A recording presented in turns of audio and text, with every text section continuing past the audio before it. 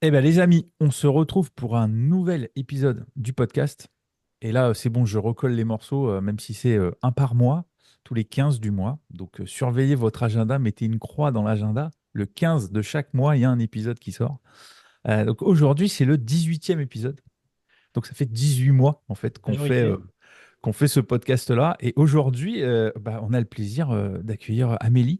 Donc, merci, Amélie, d'accepter de jouer le jeu du micro ouvert pendant 1h20, 1h30, on verra où ça nous mène, mais ravi de t'accueillir sur le podcast à voix haute. Mais merci beaucoup de m'avoir invitée. Je crois que tu es ma première invitation officielle de podcast, donc je suis hyper contente, Mm. Waouh, c'est trop hyper cool que tu sois excitée. avec nous. Ouais, ouais, ouais, carrément. Non, je suis ravie, ravie. Donc, c'est aussi, et c'est vrai qu'on le rappelle souvent, très souvent, le podcast, c'est l'occasion aussi de figer la première rencontre. C'est soit entre les invités et moi, soit entre les invités et Manon et Seb, et des fois, c'est entre nous quatre. Donc là, du coup, nous, Amélie, on s'est déjà parlé avant, Mhm. via LinkedIn et via. On va en parler de ce que tu fais et tout ça. Mais du coup, voilà, c'est la première fois que vous échangez avec voilà, Manon Seb et toi. Et donc, c'est aussi une particularité du podcast, c'est de figer ce moment-là, du coup, de l'avoir voilà, en audio Mm. pour le podcast, puis en vidéo sur YouTube. Donc, c'est aussi un petit truc qu'on aime bien.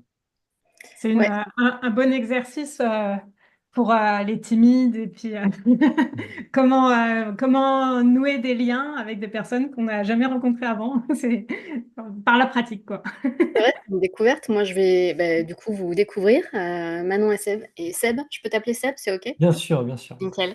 Donc, ouais, c'est intéressant. Il y a une espèce de côté un peu aventure, découverte. On ne sait pas trop dans quoi on va mettre les pieds et avec qui on va échanger, et c'est assez cool.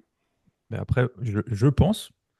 Parce que évidemment, j'allais dire, moi, c'est moi qui ai proposé de t'inviter, Amélie. Je connais un peu quelques. Alors, je connais pas tout, on se connaît pas bien, mais je connais quelques trucs. Ça peut être des points communs. OK. On va en parler, mais du coup, moi, je t'ai connu pour placer le contexte sur LinkedIn, les joies des réseaux. À un moment, tu es arrivé dans mon fil LinkedIn Mhm. et je me suis dit, ah, elle a une approche par rapport à ChatGPT, tout ça qui est quand même un peu différente de ce que je vois, de ce que je lis. Et c'est ça qui a fait que je t'ai contacté et que voilà, on a fait une visio et voilà, on avait échangé à l'époque sur mon business. Et Mhm. j'avais trouvé ton approche bien. C'est pour ça que voilà, je me suis permis de proposer le fait que tu sois invité. Mais voilà, donc Manon et Seb, un truc, parce qu'on en parle de ChatGPT, parce que on va en parler de ça, parce que bon, tu es quand même, Amélie, tu es quand même un peu voilà, spécialiste de ça. C'est Mhm. un outil voilà, que tu essayes de. Comment dire? Le mot, c'est rendre accessible au plus grand nombre. Exactement, complètement. C'est mon outil préféré que j'utilise depuis très longtemps maintenant, que j'utilise pour mon métier. Donc je me décris pas comme une spécialiste de l'IA et forcément comme une spécialiste de ChatGPT, mais je l'utilise effectivement toute la journée. Je pense que si je ne l'avais plus aujourd'hui dans mon métier, je t'avoue que je serais perdue pendant quelques temps et il faudrait que je réinvente complètement ma façon de travailler. Et je me suis rendu compte que finalement, on était très peu à l'utiliser beaucoup et un peu en profondeur et que, au contraire, la curiosité des gens était quand même assez grande sur ce sujet et qu'on avait besoin, en fait, de pouvoir comme ça, donner un peu nos connaissances et aider les gens à mieux se saisir de cet outil. Parce que du coup, bon, Manon Seb, je sais qu'on en a parlé, mais voilà, vous voyez, l'utilisation de ChatGPT, je pense qu'on utilise en pourcentage, je crois que ça doit être très très faible, la puissance qu'on peut utiliser. Donc c'est vrai que toi, tu as mis en place, tu as poussé un peu le curseur un peu plus loin, parce que moi je t'ai connu parce que tu avais lancé c'est Jinx, donc C'est ça. un peu de promo, ça fait pas de mal non plus, mais c'est ce que tu as lancé et tu peux juste nous dire ce que c'est, parce que moi je l'ai, je l'utilise et c'est assez puissant comme outil, mais le mieux je pense, toi, tu seras ouais, mieux Ouais. placé pour en Parler. parler, quoi. Alors, pour être très courte, très brève, Jinx, c'est un assistant de ChatGPT qui te donne des idées de posts, qui te donne tes 7 idées de posts pour la semaine, des idées de posts sur LinkedIn. Pourquoi est-ce que j'ai créé ça? Parce que je suis social media manager freelance depuis 4 ans et donc j'aide les gens à gérer leurs réseaux sociaux et je me suis rendu compte qu'en fait, une des très grandes difficultés de leur part, c'était de trouver des idées et de trouver des idées très très régulièrement, même une fois qu'ils s'étaient lancés dans l'exercice et relativement à l'aise avec l'exercice en fait des réseaux sociaux, et ben il faut continuellement, tu vois, trouver des nouvelles idées, alimenter le truc, et puis au bout d'un moment, tu t'essouffles un peu, et quand c'est pas ton cœur de métier, c'est difficile. Et puis en fait, t'es pris et t'es happé par d'autres sujets, donc c'est difficile de trouver le temps de te laisser la créativité et de mettre en place. Et moi, je je suis une feignasse, ok. Et j'aime bien trouver des outils et des méthodes qui vont faire pour moi ou qui vont m'aider à faire plus vite. Et je sais que je suis assez bonne en créativité et je peux trouver des idées facilement pour les gens, sauf que, je préfère en fait, bah, automatiser le truc et leur donner un outil qui va les aider à faire eux-mêmes, sans que, mon cerveau ait à travailler dessus. Et donc avec ChatGPT qui est arrivé, forcément, je me suis dit: «Bah, OK, je vais dresser ChatGPT, je vais l'entraîner, je vais créer un assistant personnalisé spécifique. Je vais lui mettre toutes mes ressources, toutes mes connaissances, la façon dont moi je crée du calendrier éditorial, pour qu'il arrive à faire, tout seul, en fait et pour les gens et que ça soit un système efficace qui, en 2 minutes, te trouve tes 7 idées adaptées pour toi, en fonction de tes compétences et de tes sujets». Ça fait rêver, Manon Seb, non? Bah ouais, c'est super intéressant parce que effectivement, bah, tu soulèves un point qui est très juste, c'est que bah, la créativité, pour moi, c'est comme un muscle et ça s'entraîne, etc. Et effectivement, on peut au bout d'un moment avoir une habitude de publier sur les réseaux et tout ça. Mais malgré tout, ça prend du temps. Ça prend de l'espace, de l'énergie, tout ce que tu veux. Et pour la plupart, les réseaux sociaux, c'est pas notre métier, quoi. Donc en fait, on a besoin de temps pour notre cœur de métier. Donc on a besoin d'aller vite et on sait aussi qu'on a besoin d'être présent beaucoup parce que sur les réseaux, c'est des contenus qui sont assez éphémères finalement. Et donc, quelque part, c'est intéressant de montrer que tu es là régulièrement, quoi. Donc là, il y a deux choses, moi, que j'ai entendues. C'est, toi, tu parles de 7 posts. Donc, enfin, ça veut dire un post par jour. Mmh. Moi, je suis plutôt aux alentours de 3. Donc là, forcément, Par semaine, hein, par semaine, pas hein. par jour. Oui, par semaine. Oui. Pardon. Je me suis trompée. Parce que C'est 7 posts par semaine. Moi, je suis plutôt à 3 par semaine. Donc là, ça m'intéresse. Et puis aussi, l'autre chose, c'est que tu as dit, ça fait longtemps que j'utilise ChatGPT. Et nous, ChatGPT, ça fait quoi, maximum 2 ans, hein. Je ne sais plus quand est-ce qu'il y a eu la... Oui. Alors non, quand je dis longtemps, c'est pareil. Longtemps, tout est relatif depuis qu'il est sorti, en fait. hmm. Oui, non, ça fait pas 10 ans que je l'utilise, ChatGPT. Effectivement, il est dans la nature depuis 2022-2023, quelque chose comme ça. Donc j'ai commencé à jouer avec, peut-être un peu comme tout le monde ou alors comme les premiers qui étaient intéressés par le sujet quand il est sorti et en fait, je l'ai plus lâché depuis. Et d'où ça devient, toi, cet intérêt pour l'intelligence artificielle? Est-ce que tu en avais déjà avant sur d'autres outils et tout, ou est-ce que c'est vraiment un coup de cœur pour ChatGPT?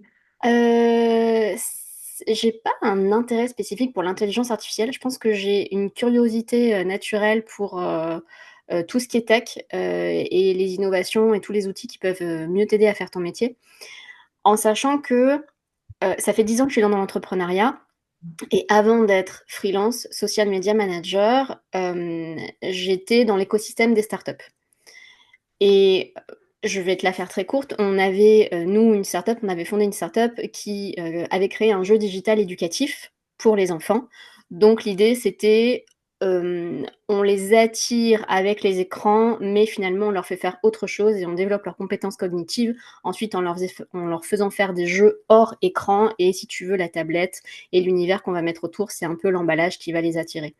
Et dans cette aventure de start-up, qui était une aventure incroyable qui a duré 3 ans avant qu'on liquide, j'ai complètement baigné dans bah voilà, tout ce qui est tech, tout ce qui est digital. On a gagné un concours avec, que Facebook avait organisé qui s'appelait le Startup Garage Facebook. Et donc tous les mois, on allait à Paris pour suivre des cours de Facebook qui faisaient venir ses meilleurs experts, tu vois, du monde entier pour avoir des cours sur le marketing, sur la façon dont tu développes un produit, etc. Et c'est un univers qui m'a toujours vachement intéressée. Ouais, ces espèces d'innovations et tous ces nouveaux outils que tu viens mettre au cœur de ton business pour mieux le développer, pour le scaler, etc. Et forcément, quand il y a des choses nouvelles qui arrivent sur le marché, moi, ça m'intéresse. J'ai une certaine appétence pour le digital. Forcément, je suis social media manager, donc je suis sur l'ordi toute la journée. Et une de mes missions, c'était aussi pour une boîte qui développait des apps mobiles. Donc, j'ai toujours baigné, tu vois, un peu dans cet univers. Et je pense que c'est comme ça, naturellement, que je suis à un moment tombée face à face avec ChatGPT, mid-journée. Et puis, mid-journée, j'ai joué aussi un peu avec jusqu'à ce que ça soit payant. Et à ce moment-là, j'ai laissé de côté et je me suis focus sur ChatGPT et sur OpenAI. Actuellement, t'es sur la version payante ou gratuite, toi, de Je suis ChatGPT? sur la version payante depuis longtemps. Ouais. Ça vaut le coup. Ah, mais carrément! Mais carrément! Et nous, pour le coup, on a plusieurs comptes, mais de version gratuite, quoi. Ouais, j'ai testé, hein. J'ai commencé avec la version gratuite. Au début, tout était gratuit, donc forcément, c'était facile. Et puis, j'ai pris la version payante pour tester pendant 1 mois ou 2. Puis après, je me suis dit: «Oui, OK, bon, pourquoi pas?» J'ai peut-être une utilisation un peu réduite à ce moment-là. Je suis revenue à la version gratuite pendant 1 mois et là, je me suis dit: «Non, c'est pas possible, c'est pas possible». Et je paye aujourd'hui cher parce que j'ai des abonnements à ChatGPT, parce que j'ai des abonnements à Perplexity, parce que j'ai des abonnements un peu partout, tu vois, à droite, à gauche, dans des tas d'outils qui ont de l'IA embarquée. Parce que du coup, l'IA, c'est pas du tout que OpenAI et ChatGPT, hein, mais c'est plein d'autres choses. Et c'est pour ça, je disais en préambule, enfin, si jamais l'IA n'est plus là, si ChatGPT n'est plus là, oh mon Dieu! Mais ça serait un énorme saut en arrière pour moi et ça serait compliqué de travailler à nouveau aussi bien et aussi vite. Vraiment. Oui, c'est ça, c'est que ça devient des outils du quotidien. Ah, mais Bah, Ah, complètement. vraiment. Moi, je me bah, rends je compte vois aussi que ChatGPT, enfin, l'exemple de ChatGPT, c'est vrai que avec Manon et Seb, on s'est fait une immersion pendant quasiment une semaine. On était un peu bloqué parce qu'on l'a trituré, le pauvre. On l'a essoré. Et ChatGPT, au bout des fois, moi, au bout de, allez, une demi-heure, bah, c'est terminé. J'avais épuisé le stock de 4.0. Et Donc, je donc, il faisais, faut bon, bah, attendre. je suis obligé d'attendre 1 heure et demie, 2 heures, là, pour pouvoir y retourner. C'est comme Donc, le c'est, stream à l'époque, en fait, où on regardait une série puis qu'il fallait attendre, là, tu sais, ou un film, là. Ça te faisait pas ça? euh, Ah ouais, je te parle de l'époque où on était au lycée et tout. Et on se lançait des films, et puis au bout d'un moment, il fallait attendre parce qu'on avait écoulé le temps, il fallait attendre que ça se rejette. ah oui, non. C'était Oui, trop chiant, ça. oui. Moi, je téléchargeais pas, hein, c'est peut-être pour ça. Ah ouais, c'est déjà dans la délinquance. Enfin, bref, je vois ce côté-là, mince, c'est bloqué. Il faut attendre 3 heures, 4 heures pour retrouver la version, comment dire, améliorée, quoi, qui est Ouais. GPT 4 plus, hein, c'est ça le nom? Mm. 4.0. Alors, C'est ouais, oh, ton compte payant, ça s'appelle ChatGPT 4+, effectivement. Et dans ce modèle-là, dans ton modèle payant, tu utilises ChatGPT 4o, Mhm. voire tu peux utiliser ou un preview qui est la toute dernière version qui a été release le 12 septembre. Voilà. mais moi, effectivement, je comprends tout à fait le fait de se dire que s'il n'y avait pas plus de ChatGPT, ce serait différent. Parce que moi, je l'utilise peut-être sûrement pas très bien, mais je l'utilise quand même beaucoup. Et c'est vrai que moi, ça m'aide énormément pour me structurer et me faire me poser les bonnes questions.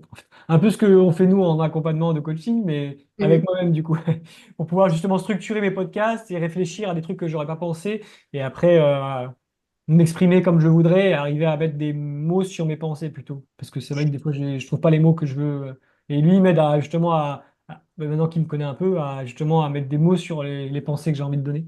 Et du coup, ça me permet d'avoir des podcasts, je trouve, qui sont nettement plus de qualité qu'au début où je faisais tout un peu comme ça, Au quoi. feeling. Au feeling, et puis même les expressions, il y a des mots que je voudrais dire et que j'arrive pas à trouver. Et c'est vrai qu'avec ChatGPT, j'arrive bien à cerner d'autres choses. Et donc, ouais. Mais tu vois, tu parles de coaching un peu pour toi-même. Alors, donc moi, mon métier, c'est social media manager, je m'occupe des réseaux sociaux. On pourrait penser que j'utilise ChatGPT pour créer des posts, typiquement. Mais en fait, ça serait tellement réducteur de dire ça. J'utilise pour 1000 autres choses, et notamment vachement dans le côté perso aussi.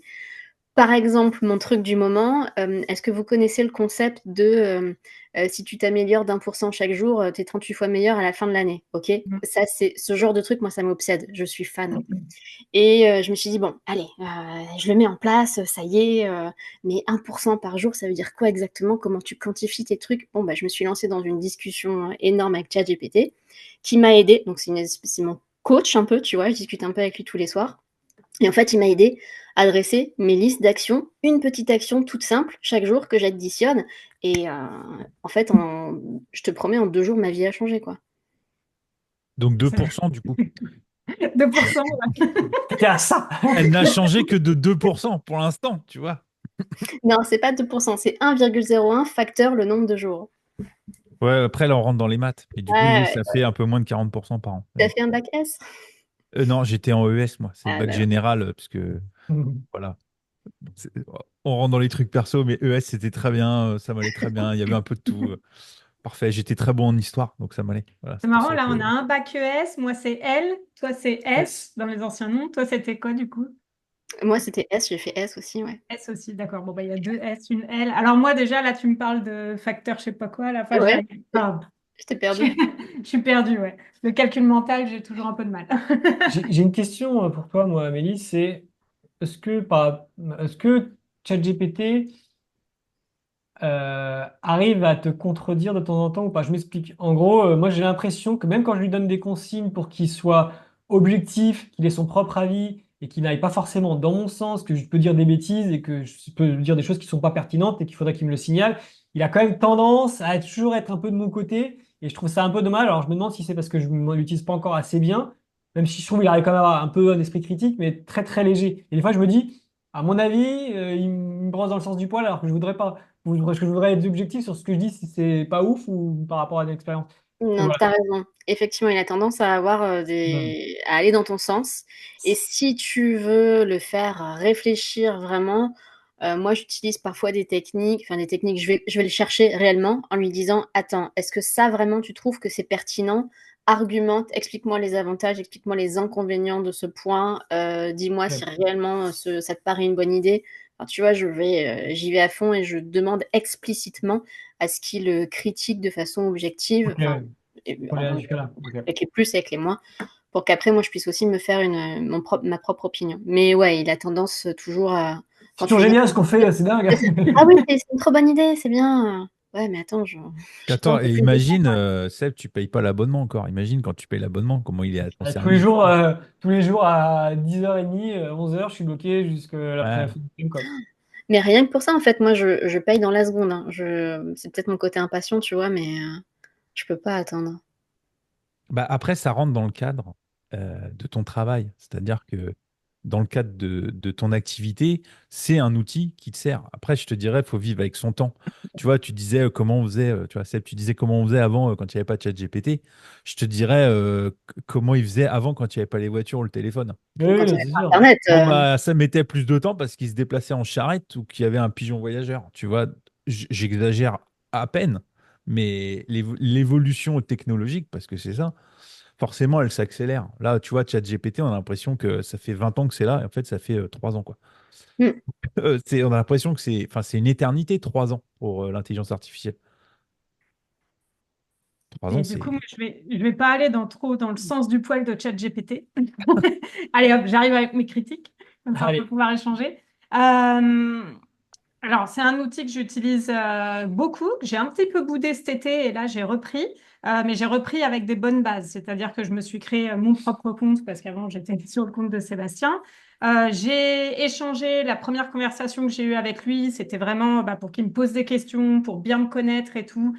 J'ai mis des choses aussi dans sa mémoire, je sais plus comment on Mhm. appelle ça, La mais personnalisation. ouais, j'ai personnalisé en mettant des infos sur moi et puis on a échangé comme ça, on a toute une conversation et pour le coup, je l'ai trouvé très très fort pour dans ce contexte-là, pour me donner un petit peu un point de vue sur où j'en étais, quels pouvaient être mes challenges et comment je pouvais avancer. Enfin, vraiment, je l'ai trouvé super.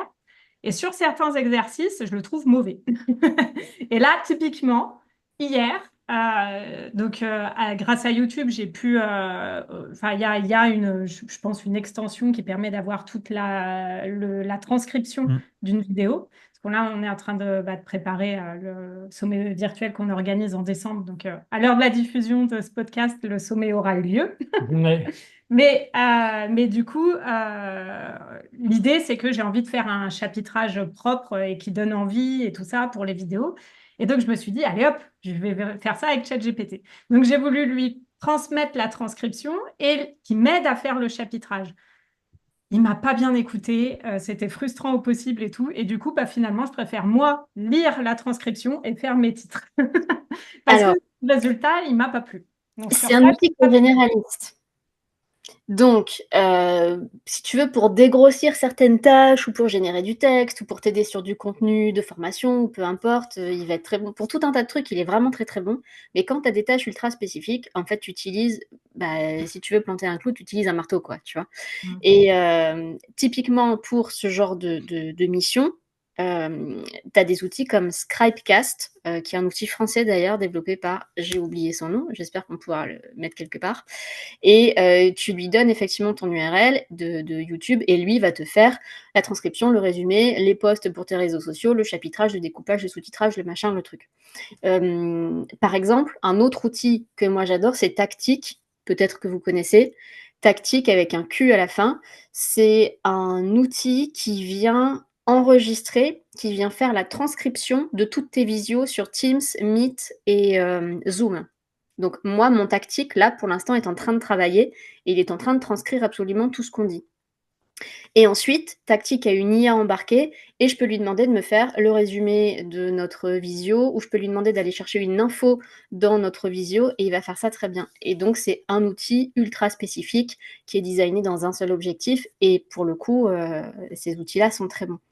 Donc effectivement, quand tu as des tâches comme ça spécifiques, parfois, ChatGPT, il n'est pas aussi bon que les outils qui ont été, pensé pour ça. ouais, qui ont été pensés pour et qui souvent s'appuient sur les LLM d'OpenAI, ils s'appuient sur ChatGPT, tu vois, pour faire leur taf. Mais ils ont tout un tas de consignes hyper spécifiques à l'intérieur qui font que ouais, le résultat va être top. Donc, du Alors, coup, tu as dit tactique et l'autre, c'est quoi? Scribecast, Scribe. Comme un scribe, ouais. Ouais, cast, C-A-S-T. mais tu parlais de limites. Alors, moi, je me suis formé à l'hypnose.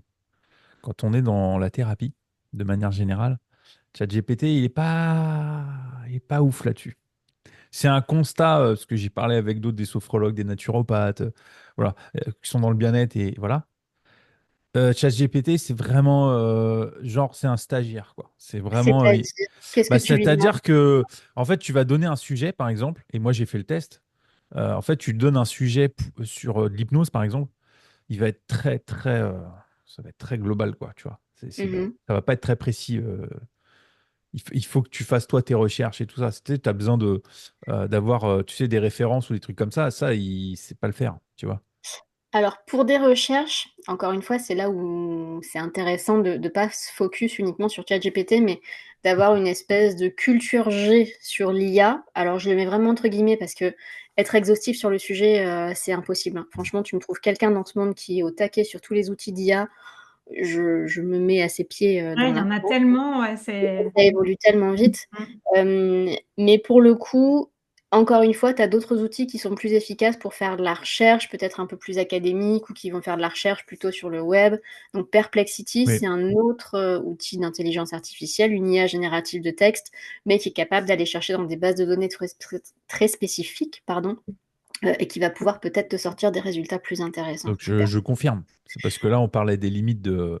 Mais c'est clair Ouais, qu'il en on a parlait. plein, des C'est limites, ça. hein. Et des fois, moi, je m'acharne. Enfin, tu vois, je dis à tout le monde que c'est magique, que c'est génial, que tu peux tout faire avec, et que si en général, tu as des mauvais résultats, c'est que tu as mis un mauvais prompt, ce qui est le cas la majeure partie du temps. Hmm. Moi, ça m'arrive encore d'avoir des mauvais résultats, donc probablement je mets des mauvais prompts. Ça nous a tellement changé la vie et c'était ouais, incroyable. Comme quoi l'humain, hein, on se lasse vite de la nouveauté, hein, puis après on Mm. devient critique et C'est tout. vrai. Mais Il n'y en a pas si soi, longtemps que c'est, ça, y a c'était pas, déjà fou, ouais. c'était pas là, Tu t'imagines? pouvais répondre à des questions un peu plus poussées que tu pouvais avoir que tu pouvais te poser sur Google, quoi. En fait, déjà, tu disais, ah, il peut aller chercher des infos un peu plus poussées. Non, Et déjà, tu avais maintenant, Google ça, c'est déjà. fou. Ça, c'était Non, il c'est y a simple. 3 ans, Déjà, ça. tu avais On s'en Google fout de ça en, maintenant. Google en 56K, tu vois, déjà. C'était pas On mal. veut qu'ils nous construisent un empire Non, mais maintenant. C'est voilà. quoi? Non, mais tu sais, enfin, tu vois, je parlais tout à l'heure de l'évolution technologique, les téléphones. Enfin, si tu vois, si maintenant sur le téléphone, t'as pas, tu vois, le chronomètre, le calendrier, le machin, il fait les photos de bonne qualité, hein, toi, tu deviens ouf. Avant, il y Mm. avait rien. C'était un téléphone. C'était une brique que tu mettais dans ta poche. Et en fait, tu trouvais ça génial. Ah, je peux parler aux gens sans fil. C'est magique. Non, mais tu vois, l'évolution technologique, et on parle de ça il n'y a pas si longtemps que ça, finalement. Tu Mm. t'habitues vachement vite au confort, hein. Enfin, en Bah tout cas oui. aux nouvelles habitudes, Mais nouveaux du coup, avantages. moi, je sais que quand j'ai fait un voyage au Mexique, on a été dans les villages. Les gens, ils sont on peut appeler ça des maisons, on va dire leur habitation. C'est de la terre battue par terre.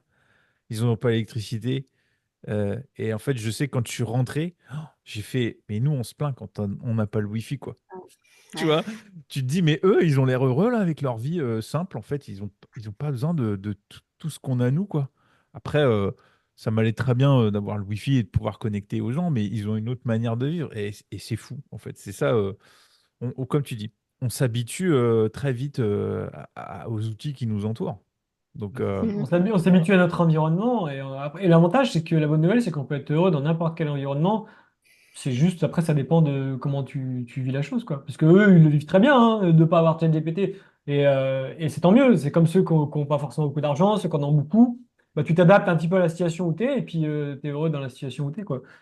Après, c'est vraiment propre à chacun, quoi.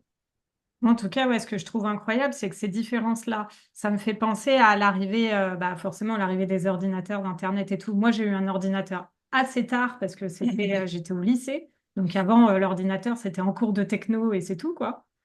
Et du coup, je me dis, cette progression. Ah, on a reperdu Amélie. C'est- qu'est-ce que je veux dire? Cette progression-là qu'on a, en fait, ça change tellement nos façons de faire, nos habitudes de travailler, etc., que bah, je me dis, c'est incroyable parce que nécessairement, on raisonne plus pareil, on travaille plus pareil et ça conduit à des changements. Et là, nous, on a déjà vécu quelque part, je pense, au moins deux grosses révolutions depuis notre génération. Donc, nous, on est des années 90. Qu'est-ce qu'on va voir encore, quoi, si ça continue comme Bah, ça? Et ChatGPT, ça va être quoi dans 20 ans, quoi? C'est Moi, ça génial, me moi fait... j'ai hâte. J'ai hâte de voir ce truc. Je suis hyper curieuse. Ouais, bah, moi tu aussi, je vois, suis il super y a un curieuse. truc parce que tu parles de ça, Manon, tu vois, moi j'ai vu les exosquelettes. Ça n'a rien à voir avec ChatGPT, mais juste la technologie au service de la médecine. Moi, quand j'ai vu l'exosquelette, en fait, qui permet aux gens de pouvoir remarcher, les gens qui sont paraplégiques, et en fait, tu vois l'image et ils avancent, et c'est un truc, tu te dis, mais ça, j'ai vu ça dans les films, quoi. Tu sais, c'est Terminator, quoi. Et là, tu as un humain qui est dans son robot, tu sais, qui avance, qui marche, qui est autonome et tout ça. Tu fais, non, mais moi, je valide à fond le progrès technologique. Si c'est au service de quelque chose comme ça, mais je trouve ça fou. Donc, je suis ce truc-là de près parce que ça m'a intrigué les premières fois que je l'ai vu. Et ça date, hein. Mais là, il y a des nouveaux trucs qui arrivent. Ils essayent de démocratiser ce truc-là. Évidemment, ça a un coût, mais je trouve ça fou de pouvoir faire remarcher des gens, Est-ce que vous justement. avez vu la série qui est sur Netflix, je crois, Exploration? non. C'est une série en 8 épisodes, c'est une mini-série qui est vraiment pas mal. Et en fait, alors, c'est sur le changement climatique, c'est sur le réchauffement climatique, donc rien de très gai. Mais en fait, on a un épisode tous les 10 ans, donc un épisode en 2037, 2047, 2000 machin. Et en fait, on voit les nouvelles évolutions qui sont imaginées Hmm. chaque 10 ans, avec l'humanité toujours plus connectée, des tas de gadgets ou de nouvelles façons de vivre qui arrivent. Et c'est intéressant d'avoir cette projection. Moi, j'ai bien aimé, tu vois, avoir cette vision de ce que pourrait être l'avenir avec le développement à fond des nouvelles technologies, avec les innovations. C'est un peu flippant parfois. T'as l'impression d'être dans Black Mirror, tu sais, où tu dis, Mm. oh putain, où Mm. est-ce qu'on va? Bah, Pour le coup, après, Black tu sais, Mirror, on l'a vu ouais, en ouais, entier. Ouais. mais quand j'étais plus jeune, tu sais, en 2000, les voitures, elles devaient voler, hein. Donc, si tu veux, là, on est un peu en retard. Oui, oui, Ça oui. arrive, mais c'était prévu. L'an 2000, c'était un truc de fou, quoi. Tu vois, c'était l'an 2000. Enfin, vous étiez jeune, mais voilà, l'an 2000, c'était on va avoir des voitures volantes. Waouh, ça va être génial. Et en fait, rien du tout. Les gars, ça fait bientôt 25 ans qu'on attend. Ouais, pas encore, pas encore. Que se passe-t-il? Donc, mais tu vois, tu parlais de technologie, parce que tu parlais que tu étais dans le monde des startups. Mhm. C'est en fait, qu'est-ce qui t'a emmené dans ce monde-là? Parce que c'est quand même. Alors, on va pas se mentir, c'est un monde, le monde des startups, c'est un monde qui est à part dans l'entrepreneuriat, qui est quand même très à part. Parce que, bon, tu peux me corriger, mais souvent, le monde des startups, c'est on a une idée, on la fait financer en espérant qu'elle marche. C'est exactement ça. dans les grandes lignes. Et il y a le pourcentage de startups qui se plantent, il est assez quand même. Donc il y a des licornes, c'est l'arbre qui cache la forêt, quoi, souvent. Mais enfin, c'est une réalité. C'est C'est une réalité. bizarre ce monde des startups, hein, parce que une fois que tu as mis le pied dedans, c'est t'es pris dans une espèce d'effervescence, tu vois, tu sens, tu as l'impression que tu fais un peu partie d'une sorte d'élite, voilà, de gens qui ont cette nouvelle idée absolument géniale qui va révolutionner le monde. Et puis on parle de gros chiffres en Mm. général. Et tu vas forcément lever beaucoup d'argent et des millions, et tu vas être une licorne, et puis quand tu vas revendre, tu vas être valorisé encore plus cher, etc. Et puis tu vas Ça, c'est le chemin idéal rêvé. ça, c'est le chemin idéal, mais c'est ce que tout le monde a en tête quand on commence au Oui, moment de la première idée, tu vois. c'est la révolution, tu sais, la révolution, comment genre, révolution industrielle, tu sais, c'est la nouvelle révolution C'est industrielle. ça. J'ai la nouvelle idée, j'ai inventé le métal, les gars. Et ce qui est dangereux, en fait, dans ce monde-là, c'est que tu as tout un écosystème autour de toi qui vient te dire, mais oui, effectivement, tu vas lever des millions et tu vas y arriver, patati et patata, et c'est pas grave, brûle du cash pendant 18 mois, c'est normal de pas être rentable au début, etc. Et en fait, tu te retrouves pris dans une espèce de spirale où, comme tu le dis, la majorité échoue, hein, parce que c'est très compliqué. Et moi, il m'a fallu du temps pour me rendre compte que ma startup à moi était vraiment le business de tout un tas d'autres acteurs, tu vois, qui étaient autour, et que j'étais juste un client, enfin que je faisais partie de leur activité, et c'est pas évident. Ouais, il y a moi ce que j'ai aimé dans cette expérience-là, c'est un peu l'effervescence. T'apprends en accéléré, tu échoues en accéléré, tu apprends en accéléré, ça c'est clair. Et par contre, ça peut être dangereux, quoi. Tu peux vraiment te brûler les ailes si tu investis des choses, ce qui a été mon cas, hein. J'ai investi des billes que j'ai perdues.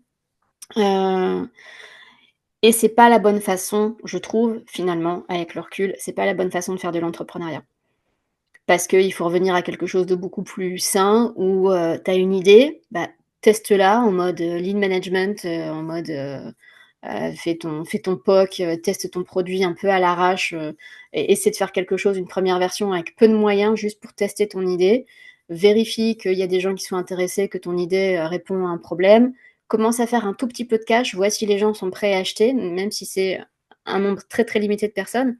Et petit à petit, tu développes comme ça. Et ta trésor, tu la chéris en fait. Et le cash que tu fais, tu le chéris parce que c'est l'élément qui doit aussi piloter ton entreprise. Si tu veux que ton entreprise soit saine, viable, pérenne et qu'elle puisse être aussi une source d'épanouissement pour toi. Parce que quand tu es dans le monde des startups et que tu sais pas comment tu vas payer les salaires, les équipes à la fin du mois et que tu te dis ah ouais, parce que moi aussi on a encore brûlé X euros et on a fait rentrer zéro, putain, tu dors pas très bien la nuit. Hein. Mm.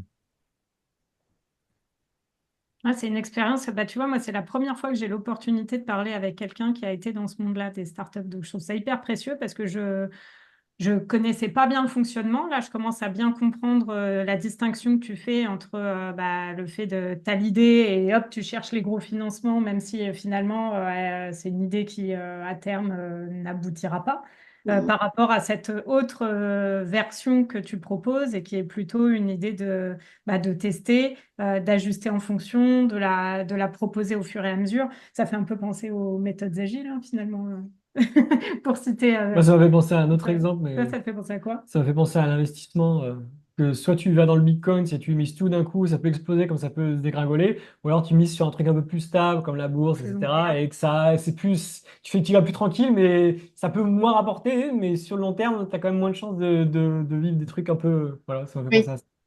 Ah ouais, au niveau des montagnes russes émotionnelles, là, ouais, t'es à fond Et dedans. justement, du coup, toi, dans ton cas personnel, à quel moment tu t'es dit j'arrête, en fait? Est-ce qu'il y a eu un gros truc? Est-ce que c'était de la lassitude? Enfin, qu'est-ce qui s'est passé, en fait? Ben, c'est ça qui est un peu sournois aussi, c'est que en fait, au plus tu avances et au plus tu t'enfonces, euh, au plus tu te dis non mais attends, on essaye encore un peu parce que on essaye encore ce truc-là, parce que si on arrive à faire ce truc-là, ça va débloquer, ça va être énorme.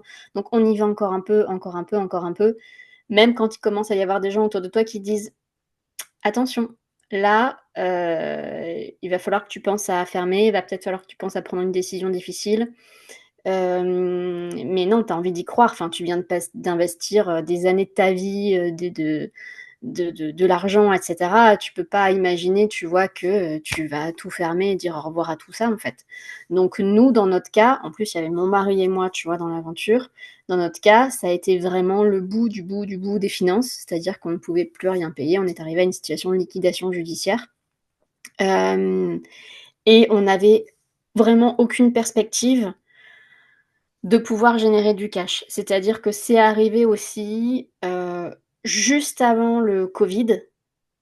Et nous, ce qui nous faisait un peu de cash et ce qui nous a fait tenir un peu plus longtemps, alors je sais pas si c'était un point positif du coup finalement, c'est que on arrivait à faire de la prestation événementielle dans des centres commerciaux où on arrivait avec nos équipes d'animateurs, on mettait en place notre jeu digital pour faire jouer voilà, toutes les familles qui étaient là.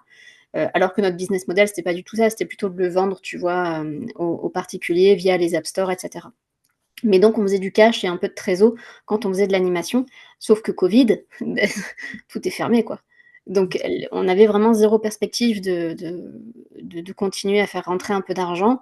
Et puis voilà. Ça, je le partage, parce que évidemment, Amélie, c'est évidemment, moi, la liquidation, je connais aussi, puisque moi, j'ai liquidé deux boîtes à cause du Deux Covid. fois. Oui, oui, deux fois comme ça, tu vois, c'est le de la victoire, mais pas pour la bonne chose, mais Ouais. pas, tu vois. Donc ça, la liquidation, et ça, j'en parle parce que bah, du coup, maintenant que c'est derrière moi, je suis appelé à en parler devant des entrepreneurs, justement pour partager cette expérience-là.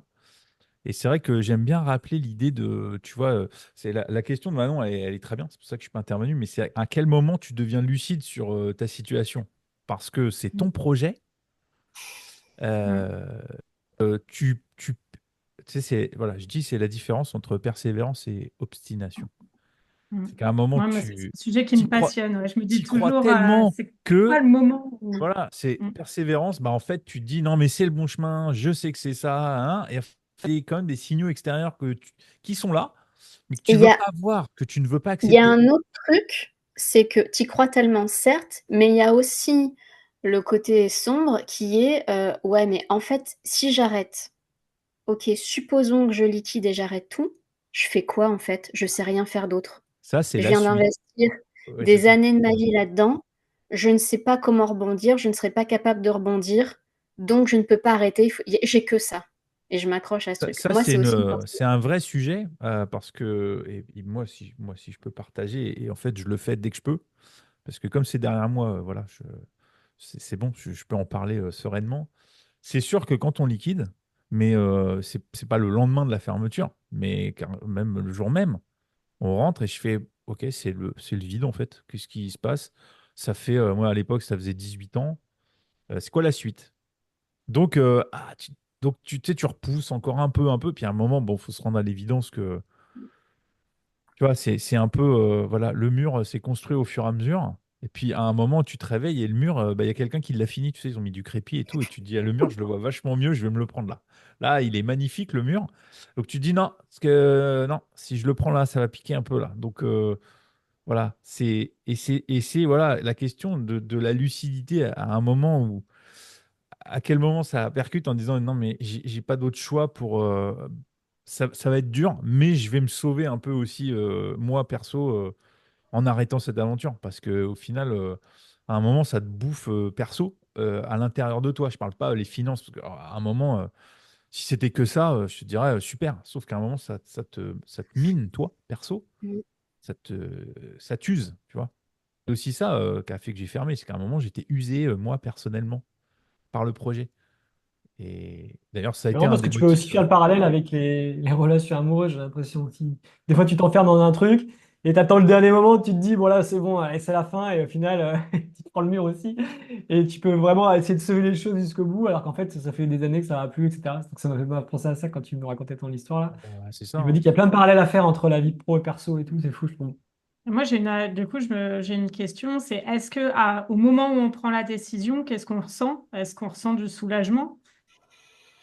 Et derrière, comment on fait pour se réinventer? Et, enfin, comment vous avez fait pour vous réinventer, quoi? Et ben bizarrement, autant la peur avant est immense, en tout cas ça l'a été pour moi, avant de prendre la décision de: «Oh mon Dieu, je ne sais faire que ça va être terrible, j'avoue mon échec, je suis nulle, patati patata». Mais une fois que la décision est là, une fois que c'est acté, que c'est officiel, que tu l'as dit à tout le monde, moi ça a été un soulagement énorme effectivement et j'ai pu retrouver un peu de sérénité dans mes nuits. En plus, on était en confinement, donc j'ai eu la chance de pas passer tout de suite au tribunal, tous les trucs étaient bloqués et j'ai pu avoir 2 mois de pause, comme si vraiment, tu vois, on avait mis le monde à l'arrêt et et ça m'a permis de vraiment souffler, d'être soulagée et de commencer à, créer de l'espace dans ma tête et autour de moi pour me dire: «OK, qu'est-ce que j'ai envie de faire? Qu'est-ce que je peux faire? Quelles sont les opportunités qui arrivent?» Et finalement, j'ai testé plein de trucs pendant la période du confinement, hem, sur les réseaux sociaux surtout, à essayer de rencontrer des gens, de rentrer dans des réseaux, je sais pas, de voir et en fait, c'est comme ça que spontanément, j'ai rencontré des personnes qui lançaient des projets, entrepreneuriaux, qui voulaient utiliser les réseaux sociaux et la communication digitale, pour, parler de ça et en fait, je me suis dit: «Attends, je viens de faire des conneries pendant quelques années, je peux forcément éviter à certaines personnes de faire les mêmes que moi» et c'est comme ça que j'ai commencé et ça a été hyper facile de rebondir et je pense qu'en 2 mois, je commençais à générer mon premier chiffre d'affaires de nouvelles activités, tu vois? En 2 mois et au bout de 3 ou 4 mois, c'est bon, je pouvais en vivre sans problème.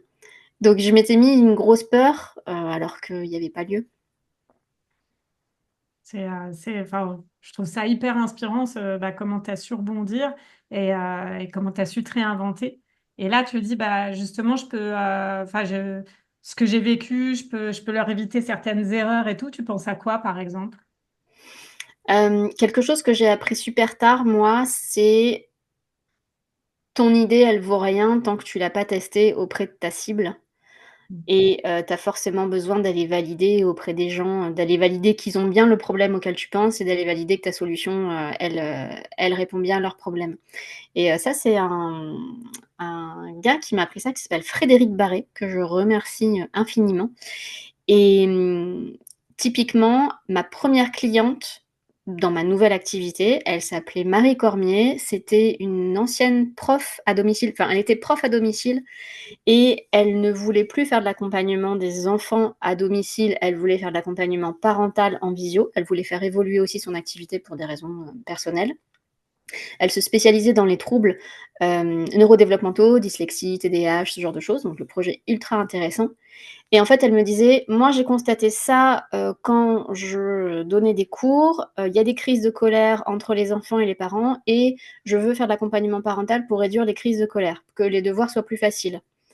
OK, très bien. Et en fait, la première étape que je lui ai fait faire, c'est de faire des entretiens avec des familles qui étaient concernées pour vérifier que les crises de colère étaient bien le problème numéro un qui leur pesait le plus à elles et qu'elles seraient, volontiers à l'écoute de solutions qui leur permettraient de ne plus avoir de crise de colère. Donc on a fait des entretiens téléphoniques avec une dizaine de familles, un process qu'elles, elles ne connaissaient pas du tout et que moi je ne connaissais pas, tu vois, quelques mois auparavant encore. Et en fait, à l'issue de ce process, donc ça nous a rien coûté, hein, on a identifié que non, c'était pas du tout le problème numéro un que les parents mettaient en avant. C'était pas les crises de colère au moment des devoirs qui leur pesaient le plus dans leur quotidien. C'était, c'était, je pense, si je me souviens bien, ça fait 4 ans maintenant, c'était les problématiques avec l'école, je crois, ou le, le fait d'avoir une très mauvaise communication avec les enseignants, que les handicaps des enfants n'étaient pas reconnus, ou alors c'était plus justement dans le diagnostic, le fait de courir tout le temps après l'emploi du temps, après l'agenda, parce qu'il fallait envoyer les enfants à tel rendez-vous médical chez l'orthophoniste, le truc, etc. Et les parents étaient épuisés. Et en fait, avec toutes ces informations ultra précieuses, on a pu concevoir une offre qui, du coup, répondait à la demande des parents et qui lui a permis, tu vois, de générer, elle aussi, son chiffre d'affaires et de faire des ventes là-dessus. Ouais. Je vois bien du coup tout l'intérêt qu'il y a. Et c'est vrai que ça, on nous le dit et on le fait pas toujours. Enfin, parfois, je trouve, ouais, on freine un peu justement avant d'aller se confronter parce bah, ça, je pense que c'est très lié avec la volonté de réussir à sortir un truc un peu parfait, quoi, et d'être dans son coin et tout. Mais finalement, bah, une bonne offre, elle se construit en contact avec notre cible. C'est ça. Exactement. Et tu as tout à fait raison. Le fait que tu sortes pas ton offre, c'est parce que tu as hyper peur que ton offre, ton produit, ton service, tu as hyper peur en fait que les gens le trouvent mauvais. Donc, tu attends qu'il soit parfait et tu refais une V3, une V5, une V10, une V38 parce que tu as toujours un truc à améliorer. Sauf qu'en fait, tant que tu l'as pas vraiment confronté au marché, tu sais pas. Et ouais, ça fait super peur en fait d'aller voir quelqu'un en sachant que ton produit il est pas du tout fini, en lui disant tiens, utilise mon truc, dis-moi ce que t'en penses. Parce que forcément, tu as peur de la critique, tu vois, c'est ton bébé et c'est normal. Mais c'est tellement le meilleur moyen en fait de construire quelque chose de solide et de très bon. Mm. Il n'y a pas beaucoup de gens qui le mettent en place quand même. Bah, c'est ce que j'ai fait quand j'ai lancé les accompagnements, les coaching business pour les photographes, puisque j'étais photographe. Donc, c'est vrai que la cible, elle était voilà, toute trouvée. Euh, Moi, j'ai lancé mon premier programme sans programme, en fait. Voilà.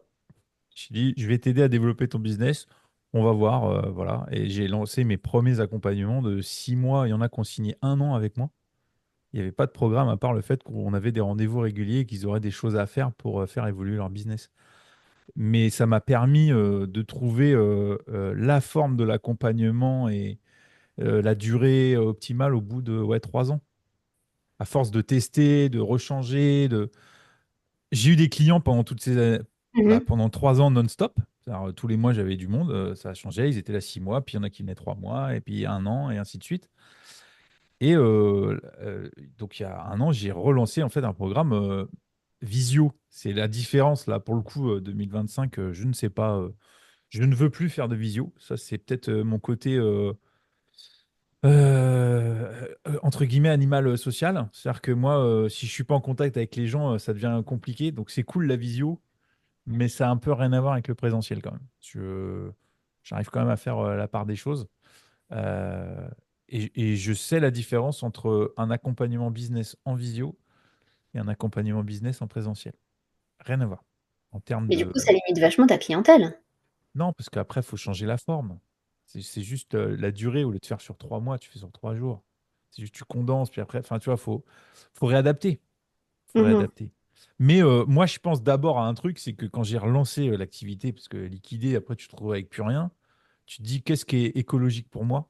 Euh, Moi, c'est le premier truc que je me suis dit. Je me suis dit, OK, moi, accompagner les gens, ça j'adore. Mais je vais faire quelque chose où je respecte, moi, mon rythme et qui me va, moi, en fait. Oui, parce C'est le plus important. qu'effectivement, à la fin de la liquidation, tu es dans un état d'épuisement assez intense, assez marqué, et tu peux pas envisager une activité qui te fasse pas du bien et qui vienne pas respecter un rythme un peu plus adapté à toi, quoi. Ouais, ça c'est, je suis d'accord avec toi, c'est un prérequis. Mais l'entrepreneuriat, c'est un sport de combat. Tu sais, moi, j'ai plein de gens qui disent, j'aimerais bien me lancer. Qu'est-ce que tu me conseilles? Mais je leur dis, mais j'espère que tu as du courage. Et ils disent, ah, bah, c'est dur. Je fais, ah non, mais c'est. Encourageant, hein. Ah non, mais j'ai dit, si je te le dis pas, à un moment, on va se dire la vérité. Si tu n'as pas de courage, ne te lance pas. Et tu vois ça, moi justement, je reviens un peu là-dessus parce que pour le coup, quand je me suis lancée, donc c'était en 2020, j'ai mis longtemps à prendre la décision de me lancer. Et derrière, c'est seulement après que j'ai vu un peu la réalité, que j'ai connu les désillusions et tout ça. Et je me dis, si j'avais su avant, bah, est-ce que ça aurait pas surajouté des couches ça va être dur et tout ça? Et est-ce que ça m'aurait pas rendu un peu trouillarde de le savoir? Donc, je suis bien contente finalement d'avoir découvert au fur et à mesure bah, ce que ça pouvait être l'entrepreneuriat. Bah, parce que mine de rien, ouais, on a pu connaître ouais, des illusions, un peu des galères, tout ce que tu veux, quoi. Et donc, voilà, moi je me pose la question, est-ce que c'est bien de vraiment savoir? Et de toute façon, je suis même pas sûre que si on m'avait mise en garde, si tu l'as pas vécu, je suis pas sûre que tu l'intègres vraiment, cette mise en garde Alors, aussi. il y a des phases, tu sais, quand tu commences n'importe quel projet, je sais plus où j'ai pas la source de ce truc, je sais plus où je l'ai vu. Et c'est un graphe qui m'a beaucoup parlé. Quand tu commences un truc, supposons que tu veuilles te lancer dans l'entrepreneuriat, au début, tu es ultra optimiste, tu es rempli d'un optimisme débordant en disant ça va être facile, c'est bon, je sais. Et puis tu commences à cheminer, sauf que tu rencontres tout un tas de problèmes et donc tu tombes dans une phase de pessimisme qui un peu désespéré, tu vois, où tu te dis, ok, en fait, il y a tous ces problèmes que je ne connaissais pas, c'est impossible, je ne vais jamais y arriver. Et ensuite, tu as une troisième phase où tu es conscient des problèmes, seulement tu commences à envisager la façon de les résoudre ou tu commences à voir les solutions qui existent et donc tu retrouves un certain optimisme parce que tu dis, je sais qu'il y a ces problèmes, mais je sais aussi qu'il y a des solutions et donc je sais que c'est possible d'y arriver. Et donc, tu remontes comme ça à la pente. Donc, moi, maintenant, je fais gaffe en ayant ça en tête, parce que moi, je suis hyper enthousiaste comme fille, hein. Donc, quand je commence un truc, c'est bon, en 2 mois, en 2 semaines, en 2 jours, je vais réussir. Et donc, je sais maintenant que je vais d'abord passer par ces phases, voilà, de pessimisme où je me dirais c'est impossible, je suis nulle, je vais jamais y arriver. Et il faut juste que j'attende un peu pour remonter dans une phase plus réaliste, du coup, qui va me permettre d'avancer effectivement plus sereinement et de façon plus réaliste dans mon projet. Ouais, puis ça, c'est vachement lié, même, je trouve, ça va au cours des mois, ça peut arriver, même au cours d'une semaine ou même d'une journée. Enfin, moi, ça m'arrive d'avoir des pics d'énergie, puis après, ah, ça descend, et puis ça remonte. Et effectivement, c'est important de se rappeler que derrière, enfin, quand tu es dans le creux, la vague, enfin, ça remonte, quoi. Ouais, ouais. Et je trouve ça vachement bien parce que c'est cultiver finalement un espèce de, bah, on peut appeler ça comme ouais, c'est le mindset entrepreneurial. Et de toute façon, à appliquer à la vie et tout, hein, je pense. Oui, Juste se dire, ça va aller, quoi.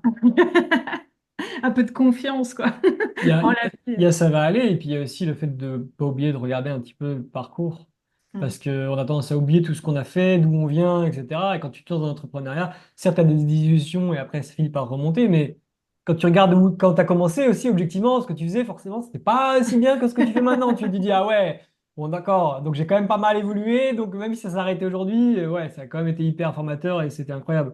Donc, faut pas oublier de temps en temps à se dire, ah ouais, c'est vrai que, parce qu'on devient de plus en plus exigeant, mais on oublie d'où on vient, quoi, ça c'est clair. Mm. Ça, c'est important aussi. Ça s'appelle l'expérience, non? Ça doit être ça, hein, je crois. Mm. Après, Ah, c'est bon, aussi, je sais pas. est-ce que tu es Je connais pas. capable, c'est aussi, est-ce que tu es capable d'apprendre de tes erreurs? Parce Mm. que, évidemment, t'en fais, hein, quand tu es entrepreneur. L'entrepreneur qui fait pas d'erreur, enfin, ou alors il l'avoue pas, mais ça Là, c'est n'existe pas un pas. entrepreneur. Bah, c'est plutôt, ouais, enfin oui, voilà. Après le succès, tu te rappelles comment ça a marché, mais par contre, quand tu t'es planté, c'est mieux de s'en rappeler aussi, parce que si tu refais la même chose, c'est sûr tu vas te planter encore une fois. Mais est-ce que tu es capable, ouais, d'apprendre de tes erreurs? C'est vrai que je rajoute aussi en plus du courage, parce que c'est ça, c'est aussi, je pose la question de, est-ce que dans la vie, tu es patient ou patiente? Mm. Ah non, pas trop. Je fais, alors là, il va falloir que tu développes la patience parce que l'entrepreneuriat, c'est l'école de la patience et de l'humilité, en fait. C'est les deux écoles. Ça te ramène bien sur terre parce que des fois, tu dis, je vais tout déchirer, je suis le meilleur du monde. Tu fais, eh ben non, en fait. Ah non, en fait, non. Qui c'est qui m'a fait croire ça? Ah bah, c'est moi tout seul. J'y ai cru tout seul. Donc, ça t'apprend ça, quoi. Ça t'apprend à, ouais, relativiser. Après, je dis ça au bout de 19 ans, quoi. 20 moi, ans. ça m'a fait vachement évoluer et travailler sur moi-même, effectivement. J'étais le genre de nana très impatiente qui ne supportait pas l'échec. T'imagines bien que dans l'entrepreneuriat, c'est un peu compliqué comme posture, avec le syndrome de la première de la classe qui doit tout réussir immédiatement du premier coup. Et avec tout ce que je me suis pris dans la tête et toutes les expériences et tous les ratés, maintenant j'envisage l'échec d'une façon complètement différente de ce que j'envisageais auparavant, il y a quelques années. Et je considère que euh, l'échec, je crois que j'utilise même pas ce mot en fait. J'ai l'impression, je sais pas quel mot je mets exactement, mais des essais. Ok. En fait, n'importe quelle chose que tu fais est un essai qui a un certain taux de succès, parfois très très minime, mais en tout cas, quand tu es capable d'analyser ce truc et que tu cherches à l'améliorer un peu, juste un petit peu, bah, la deuxième fois, tu fais un peu mieux, et puis la troisième fois, tu fais encore un peu mieux. Et maintenant, je suis vraiment dans une démarche de, je vais prendre un sujet, je vais prendre voilà, quelque chose que je mets en place, un nouveau programme, ma newsletter, peu importe, mes posts, n'importe quoi, n'importe quel aspect de mon business, je vais prendre ce sujet et je vais essayer de faire juste un peu mieux que la veille, c'est toujours ma technique de 1%, tu vois, un peu mieux que ce que je faisais avant, jusqu'à ce que je sois satisfaite du résultat final et que là, je me dise, ouais, ça y est, là, je l'ai répété suffisamment, je me suis suffisamment entraînée sur ce point pour arriver à quelque chose qui est bon, en fait, en résultat.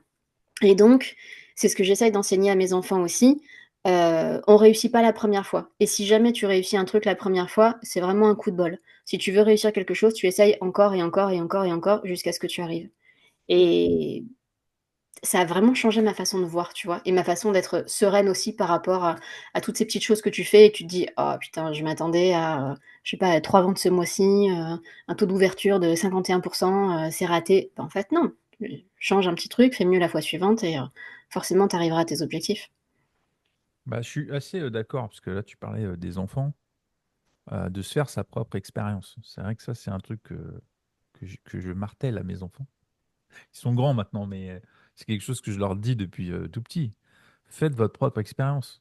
Choisissez le chemin que vous voulez. Et puis, si ça vous plaît pas, bah, vous changerez. C'est pas grave. Pas très grave, en fait. Il n'y a pas un chemin dans la vie, hein. Puis, je serais mal placé pour leur faire la remarque en même temps. Ce serait malvenu de leur dire non, mais tu choisis un seul métier et puis voilà quoi. Je suis passé, j'ai fait tellement de choses différentes que ils feront ce qu'ils voudront. Voilà, tant que ça vous plaît, faites. En fait, donc c'est vrai que euh, avec tout ce qui m'est arrivé dernièrement, c'est vrai que les liquidations, ça a été quand même des gros gros murs.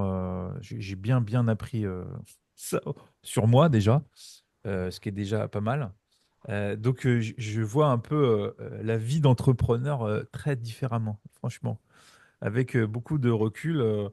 J'ai échangé avec pas mal de coachs qui n'ont pas toute l'histoire, tout mon parcours et tout ça, du pourquoi j'ai arrêté et puis pourquoi je veux pas relancer un gros projet. Parce que évidemment, lancer des boutiques avec des salariés, enfin, avec des associés, avec des trucs, c'est beaucoup plus gros que juste auto-entreprise. On m'a déjà dit, non, mais toi, tu auras les épaules de gérer un truc et puis de générer 150 000 euros par mois, tout ça. Je fais, oui, oui, peut-être, mais j'ai juste pas envie, en fait. Moi, me lever le matin et en fait être en angoisse parce que je gère de l'humain et en fait, dans l'histoire, bah, ça va recommencer. C'est-à-dire que le schéma va. Je vais être en haut de la pyramide, en gros. Puis du coup, il n'y a personne qui va me taper sur l'épaule en disant, et toi, comment ça va? Je dis ça, c'est fini. Je veux plus. Donc, plus de salariés, tout ça. Je dis peut-être des freelances, quoi. Mais même ça, en fait, je me dis, non, je veux revenir à un truc beaucoup plus simple. Du coup, on revoit aussi, je parlais de, voilà, c'est l'école de l'humilité, on revoit un peu ses priorités. On en avait parlé dans un autre podcast de ça, de justement du pourquoi on entreprend et qu'est-ce qui nous fait lever le matin et quelles raisons on trouve à se lever et pourquoi on passe autant de temps dans notre boîte et on met de l'énergie et tout ça. Bah forcément, les enfants qui viennent autonomes, qui sont plus à la maison, forcément, je revois mes priorités, quoi. Je me dis, j'ai quand même vachement moins besoin de me secouer et d'y aller parce que du coup, on est là, mais ils vivent leur vie, tu vois. Donc c'est un peu, c'est très différent du coup. Je te rejoins là-dessus, effectivement. Moi, j'étais hyper contente de passer en freelance après la liquidation parce qu'il y avait cette espèce de ah, c'est bon, j'ai plus à gérer les salariés, les machins, les trucs, et je n'ai que moi, et donc c'est forcément plus serein. Et j'ai retrouvé une espèce de liberté que je n'avais plus. Et le statut de micro-entreprise, il est génial dans ce sens où moi, en tout cas, ça respecte complètement ma valeur numéro un, qui est la liberté. J'ai besoin de me sentir mais totalement libre et de pouvoir vraiment bosser comme je veux, avec qui je veux, sans être responsable de personne. Déjà, moi, tu vois, c'est pas mal. Et j'aime beaucoup ce statut. Et je me suis rendu compte finalement que la raison pour laquelle j'avais choisi l'entrepreneuriat et, et que je ferai de l'entrepreneuriat toute ma vie, parce que bien sûr, dans tes parcours, à un moment, dans les phases down, tu dis, bon, allez, c'est bon, je reprends 35 heures, j'arrête de me prendre la tête. Et en fait, non, il m'a fallu du temps pour me dire, ben non, je suis pas faite pour cette vie-là et c'est pas ce que je veux. Et je choisirai l'entrepreneuriat toute ma vie parce que la liberté est quelque chose d'absolument essentiel et pouvoir vraiment travailler selon mes méthodes, avec mes outils, sur les domaines que je veux, avec les gens que je veux, c'est le truc, mais essentiel et vraiment le plus important pour moi personnellement. Du coup, ça, est-ce que ça vous parle, ça, Manon Seb, l'histoire de la liberté, de quand vous vous êtes lancé, est-ce que Moi, c'était... ce qui me parle juste, déjà, c'est comment avoir des contrats en freelance pour souffler. Enfin, nous, c'est un truc, pour le coup, on intervient comme coach tous les deux au sein d'un accompagnement qui n'est pas le nôtre.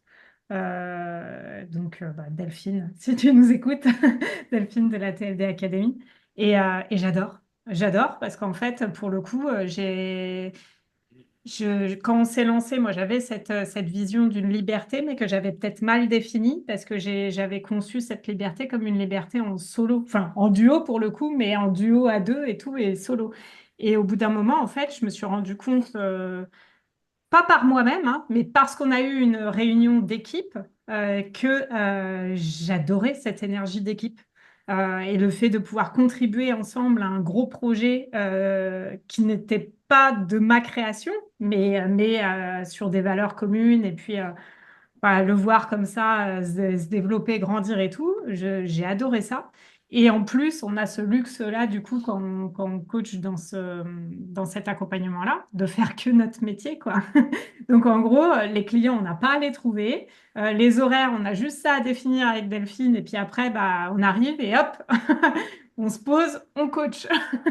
Et moi, ça m'a redonné un souffle par rapport à ce développement d'activité de coaching qui est pas forcément, enfin, ouais, qui n'a pas été évident, parce qu'actuellement, on vit toujours pas de notre activité, nous, en tout cas avec Oseras-tu, donc notre marque à deux. Je parle de marque parce qu'officiellement, c'est une marque, c'est pas une entreprise. On a chacun, en fait, on est chacun auto-entrepreneur avec une marque commune qui est Oseras-tu et qu'on exploite tous les deux, un peu comme McDo et ses franchises, quoi. C'est un peu le Non, même c'est principe. comme... non, c'est les Avengers. J'avais dit. Et les Julien dit les Avengers, Avengers, c'est les c'est vrai qu'il Avengers. m'a Chacun a sa fait... personnalité au sein de Voilà. Oseras-tu. C'est... Voilà. Et donc, C'était... Oseras-tu, en fait, je me suis rendu compte que c'était peut-être pas son destin d'être notre source de revenus principale, finalement. Que Oseras-tu, c'est notre projet de cœur. Et moi, en ce moment, je le vois surtout comme un moyen d'expression pour vraiment inspirer, avoir l'opportunité d'échanger avec des personnes qui m'inspirent. Enfin, c'est vraiment ça le cœur du truc. Et c'est là-dedans que je m'épanouis. Et je suis bien contente à côté de faire, enfin, d'être coach freelance où bah, enfin, quelque part, j'ai une, entre guillemets, chef, même si en fait, c'est pas du tout comme ça dans les faits, quoi. Donc, ouais, ça c'est pour dire un petit peu mon ressenti par rapport à ce que disait Amélie. C'est génial que tu aies trouvé cette mission. Moi, j'ai un truc un peu similaire, c'est-à-dire que, alors, j'ai mon business de formatrice, donc j'ai un coaching collectif dans lequel j'accueille des entrepreneurs et je les aide à avoir plus de visibilité sur leurs réseaux sociaux, tout en utilisant les outils IA. J'ai mon activité de social media manager pour un gros client, et j'en veux pas plus parce que ça me prend beaucoup de temps et beaucoup de charge mentale, donc c'est un gros client, voilà, et on est engagé depuis longtemps. Et je fais des prestations aussi en tant que formatrice pour un organisme qui s'appelle les Folies Web, qui organise des sessions dans le cadre du programme Tous en ligne maintenant. Et en fait, il m'appelle tous les mois en me disant, bon, alors là, on a une promo, deux promos à gérer, t'es dispo? Oui, je suis dispo. Et pareil, il trouve tout. Et enfin, j'ai pas à chercher les clients, c'est eux qui s'occupent de la partie administrative, etc. Moi, je me pointe, j'allume mon ordi, je donne mon cours, et si tu veux, basta. Mm. Donc, c'est vraiment mon cœur de métier. Et ce qui est génial, c'est que on bosse super bien ensemble. On est vraiment alignés sur tout un tas de choses. Et donc, je peux faire mon métier, moi, dans la liberté que je veux, tout en ayant effectivement des chefs, entre guillemets, parce que bah, voilà, je dois quand même faire du boulot pour eux. Et c'est vrai que c'est assez cool quand tu n'as que ton cœur de métier à gérer et pas la partie administrative, facturation, clientèle, recherche de clients, Tu machin. fais bien de le souligner en fait. C'est parce que pour le coup, ce sont des personnes qui nous laissent une liberté dans notre. C'est pour ça aussi qu'on les choisit aussi. Et c'est pour ça, et c'est pour ça que ça fonctionne bien et que ça fait 1 an qu'on continue à bosser avec elle au sein de son accompagnement et tout, et puis que j'ai ce plaisir de retrouver l'équipe, etc. C'est parce que j'ai cet espace de liberté et au sein de, enfin, c'est notre manière de coacher, c'est nos vibes. On n'a pas du tout à ne pas être nous-mêmes, quoi. On est pleinement nous-mêmes dedans. Donc ça, c'est précieux pour moi. Pour moi, du coup, par rapport à la liberté, c'est vrai qu'il y a eu une certaine évolution. Pendant un temps, après avoir bossé pas mal dans l'entreprise, etc., en étant salarié, moi, ce que je voulais comme liberté en changeant, c'était vraiment pouvoir tout faire moi-même, prendre toutes les décisions, vraiment, stop les patrons. Enfin, j'étais un peu dans cette optique-là au début, vraiment en mode, bon, allez, c'est bon, ils prennent des décisions, Rejet du ça me patronat. va pas du tout les décisions qui sont prises, on n'a pas le droit de donner notre avis, etc. Nul. Donc du coup, moi, j'avais vraiment cette liberté-là, je voulais vraiment être libre de faire ce que je veux, etc. Et c'est vrai qu'en évoluant, en fait, c'est pas forcément d'être libre de faire vraiment tout ce que je veux, etc. et de devoir tout faire moi-même. C'est plutôt de devoir être libre de faire les choses à ma façon, dans le sens du sur-mesure. C'est-à-dire que je peux travailler avec d'autres personnes, en fait, il n'y a aucun souci d'être même. C'est juste que je choisis la façon avec laquelle je veux travailler, de la façon dont comment on dit, la façon dont je veux travailler avec ces personnes-là, voilà. Et du coup, c'est ça la grosse différence, c'est que bien sûr, je travaille avec du monde et ça peut s'apparenter presque à des entreprises des fois, mais le fait, c'est juste que maintenant, on choisit comment on veut fonctionner avec les gens et c'est des non négociables. Et c'est ça la liberté, du coup, que moi je trouve. C'est plus la même liberté que je souhaitais d'avant, c'est une liberté qui a changé, mais qui s'adapte vraiment à ce que moi je veux. Et c'est la grosse chance aussi de pouvoir être freelance ou auto-entrepreneur ou ce que tu veux. C'est vraiment de travailler comme tu le souhaites et même avec d'autres personnes, mais d'avoir la même vision et de t'entourer des personnes que tu veux et pas être imposé à d'autres personnes, en fait. C'est ça la grosse différence que moi j'ai pris conscience. Et du coup, moi, j'ai presque un peu de mal maintenant avec le mot liberté, ou alors il faut vraiment que je précise ma définition. J'ai plus tendance à dire le mot flexibilité, moi, maintenant, parce que je me rends compte que au départ, je voulais cette liberté, par exemple, de pouvoir bosser n'importe où, tout le temps. Mais en fait, je me rends compte que dans mon quotidien, bah, on est plus souvent à la maison qu'en voyage, par exemple. Et donc, aussi, pendant un moment, c'était visio 100%. Et au bout de confinement passé, etc., au bout d'un moment, tu as envie de revoir, un peu comme Julien, du contact concret, de pouvoir, je sais pas, être face à la personne, vivre des moments comme ça, autres que avec cette caméra entre nous, quoi. Et du coup, ça, c'est pareil. Maintenant, je me rends compte à quel point j'ai des ouvertures beaucoup plus larges sur des opportunités qui pourront arriver ou pas, mais en tout cas de coacher en présentiel, faire de la formation en présentiel ou pas. Enfin, j'ai ouvert mon champ de vision finalement avec les années. Et du coup, enfin, pour mon cas, j'envisage plus non plus une activité, une mono-activité. Un peu comme Oui. toi finalement, Amélie, hein. J'aime bien cette idée de pouvoir intervenir sur plusieurs projets avec différents profils et tout. Et bah, c'est ce qu'on a fait cette année. Là, on sème des graines qui germeront ou pas, on verra, mais pour intervenir aussi dans faire du coaching à l'échelle de ministère, enfin des choses comme ça, quoi. Et donc, pour le coup, on est vraiment au sein, on revient un peu au sein du système, quoi. Mais ça, c'est l'expérience, parce que c'est difficile au début, quand Ouais. tu te lances, d'avoir cette vision de ce qui est possible de faire, en fait. Au début, tu as, un idéal, et au final, tu te rends compte que c'est même plus ça ton idéal, Mm. et tu te rends compte après des possibilités qui s'offrent à toi. Mais ça, Ouais, ouais, parce qu'on c'est évolue, difficile, hein. au moment où tu décides de te lancer, de déjà visualiser ça. Si tu n'as pas eu d'autres expériences avant, je pense que c'est assez compliqué d'avoir une anticipation sur ça.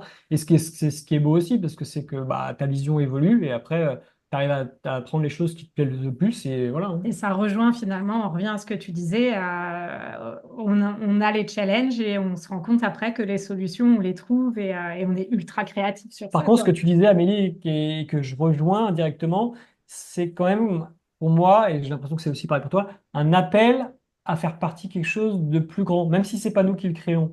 Parce qu'au final, le fait de rejoindre un accompagnement qui grossit, etc., il y a comme une effervescence, comme tu pouvais le dire pour le. Et je trouve que même si on n'a pas fait le même parcours que toi, on retrouve cette chose-là. Et moi, je trouve que c'est ça, c'est plaisant. c'est un peu différent que par rapport à ce que tu as partagé, mais je Bah, trouve que c'est un peu la même chose quand même, tu vois. Il y a l'effervescence du groupe, mais tout en étant dans ton génie à toi et pas forcément avoir à tout gérer, que ce soit ton projet, parce que bah, forcément, après, c'est pas les mêmes impacts, quoi. c'est galvanisant d'avoir comment la possibilité de contribuer à un projet Mm. ouais, qui est plus grand que soi, je trouve.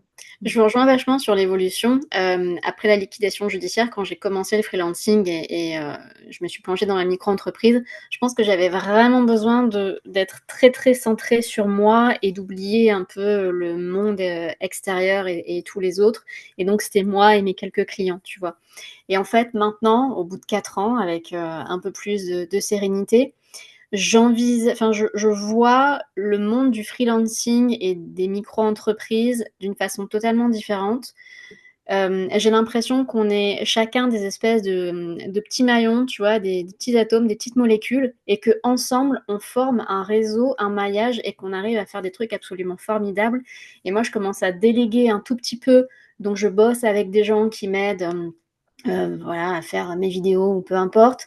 J'interviens aussi dans d'autres projets comme mon gros client qui est une clinique de la santé et donc forcément j'ai aussi l'impression, tu vois, de participer à quelque chose de plus grand et c'est chouette parce que je trouve que c'est encore une fois beaucoup plus libre que le monde du salariat où tu viens aussi bosser en équipe et participer à des projets plus grands parce que tu choisis vraiment les gens ouais, il y a ce truc de je choisis en fait. Mm, mm. Et à partir du moment où tu peux choisir les gens avec qui tu vas bosser, avec qui tu vas créer des opportunités, avec qui il va se passer des choses, pour moi c'est absolument merveilleux. Et j'envisage plus aujourd'hui d'être seule, mais au contraire, tu vois, j'ai vraiment les espèces d'antennes ouvertes à me dire, oh, mais cette personne, elle est géniale, mais cette compétence-là, elle est top. Alors moi, oui, je sais faire ce truc, mais lui, il sait le faire encore mieux que moi. Et donc, j'ai envie d'aller échanger avec lui et d'aller bosser avec lui et de lui confier des trucs. Tout ça pour qu'on grandisse ensemble, finalement.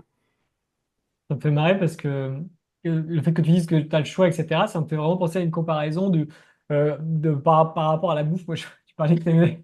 Ouais, du coup, ça me fait penser à ça parce qu'en fait, j'imagine que maintenant, en fait, avant, on mangeait que à cantine et que maintenant, on a un buffet à volonté. Et tu choisis, même les trucs que, à la limite, je sais pas, j'aimais pas les frites, par exemple.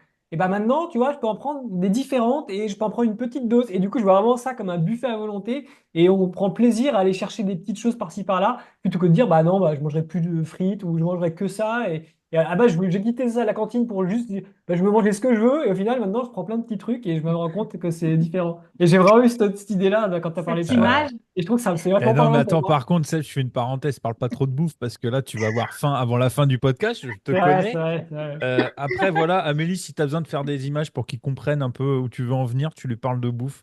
Tu fais, Ok, tu fais un d'accord. parallèle avec la bouffe et il va percuter direct. moi, ce que j'entends, c'est aussi Ouais. finalement le moteur qui est l'enthousiasme, quoi. De se dire, bah là, j'ai le choix d'y aller et je suis appelée par ça parce que ça m'appelle, j'ai envie de contribuer à ce truc et tout. Et c'est ça que je trouve hyper beau et qui donne vachement envie finalement dans l'entrepreneuriat. C'est cette possibilité. Carrément.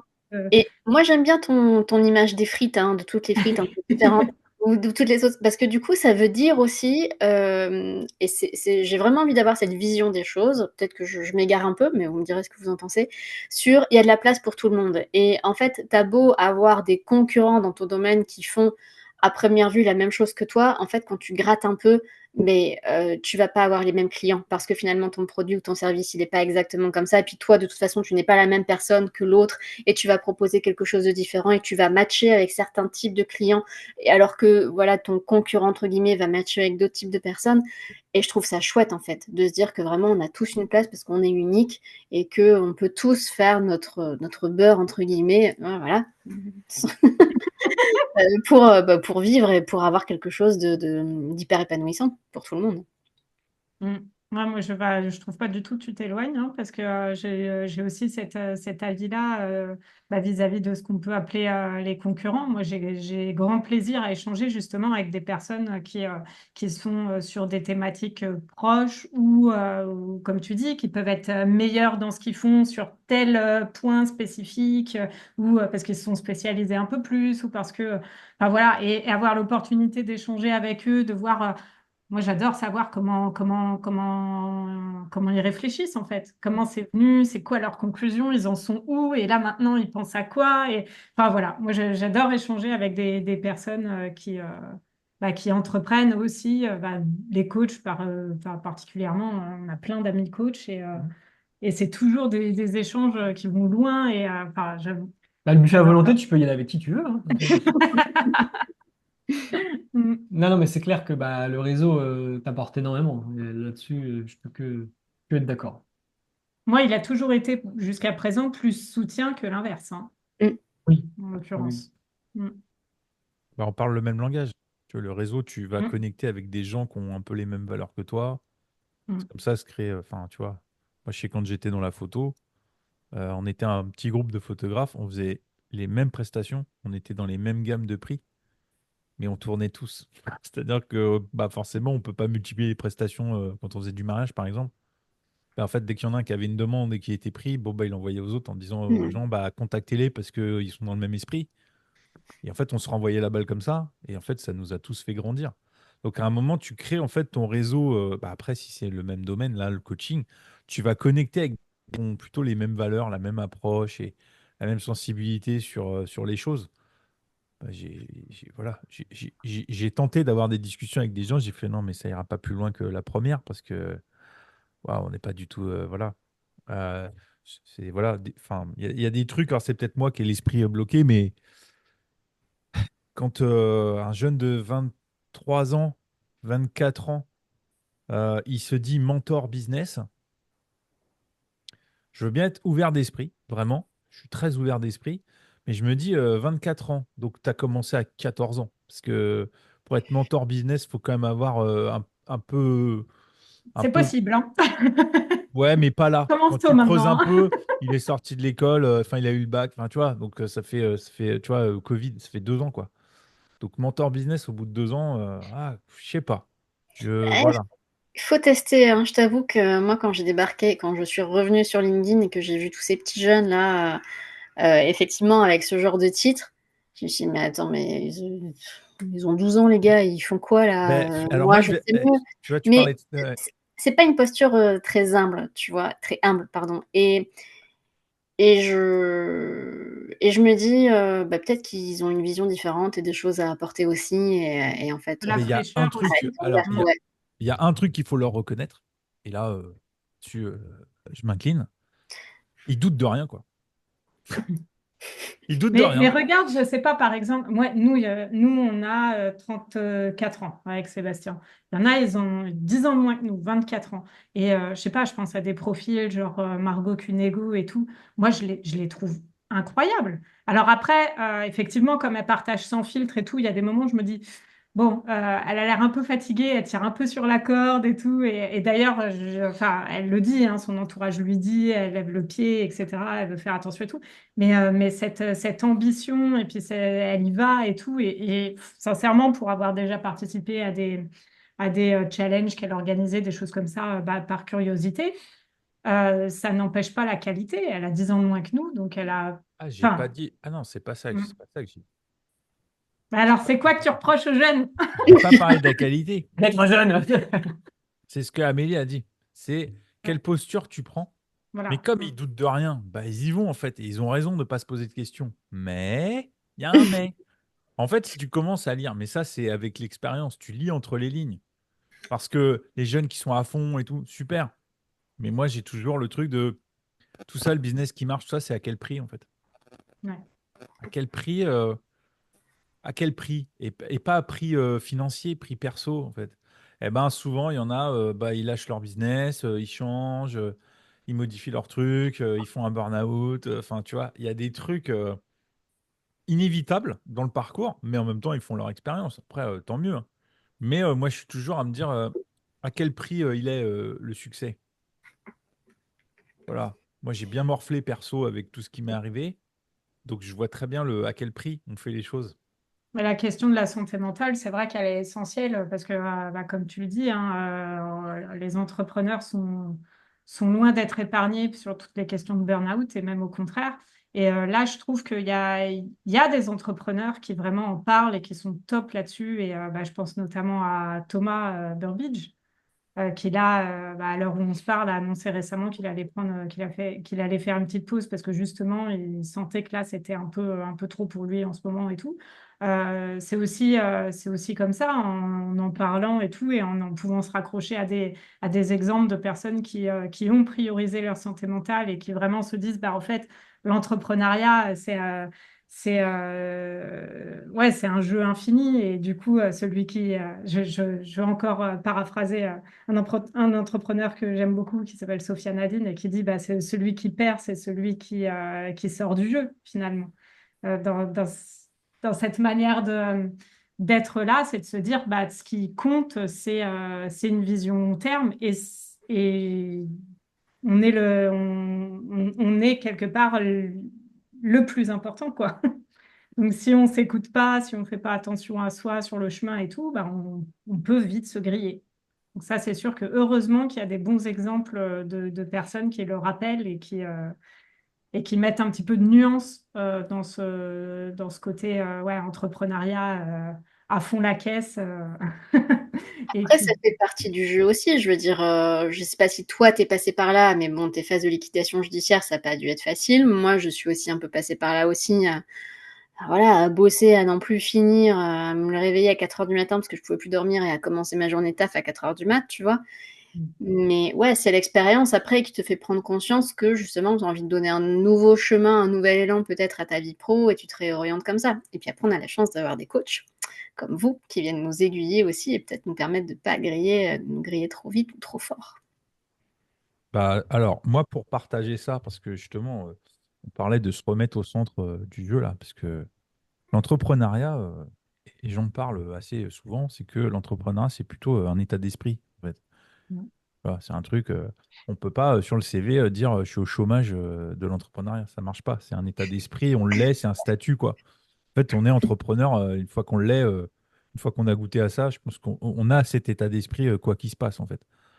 Ça marche pour tout dans la vie perso, des forces de proposition. Enfin, en fait, voilà, le caractère d'entrepreneur, il est partout. Moi, le post-liquidation, c'est qu'est-ce que je voulais dans la vie, en fait. C'est ça la question que je me suis posée. Alors, ça a mis du temps, la réponse, ça a mis quasiment un an à venir. Mais moi, j'ai envie de me lever le matin en étant serein et en me disant, OK, c'est cool ce que je vais faire. Donc après, que ce soit à mon compte ou pour le compte de quelqu'un, franchement, j'ai testé hein, le salariat, je fais des recherches aussi, mais je cible que des trucs où je sens que je suis aligné avec les valeurs de la boîte et tout ça. Si je sens pas, j'ai déjà testé des trucs, je suis resté 10 jours et je leur ai dit ciao. Alors là, pas du tout, oubliez-moi. Oubliez-moi. Je sais, laissez-moi tranquille. Ça doit être un CDI, tout ça, je m'en fous complètement. En fait, je suis pas du tout là-dessus. C'est est-ce que c'est aligné ou pas avec ce que j'ai envie de faire? Tu vois, moi, j'ai envie de revoyager.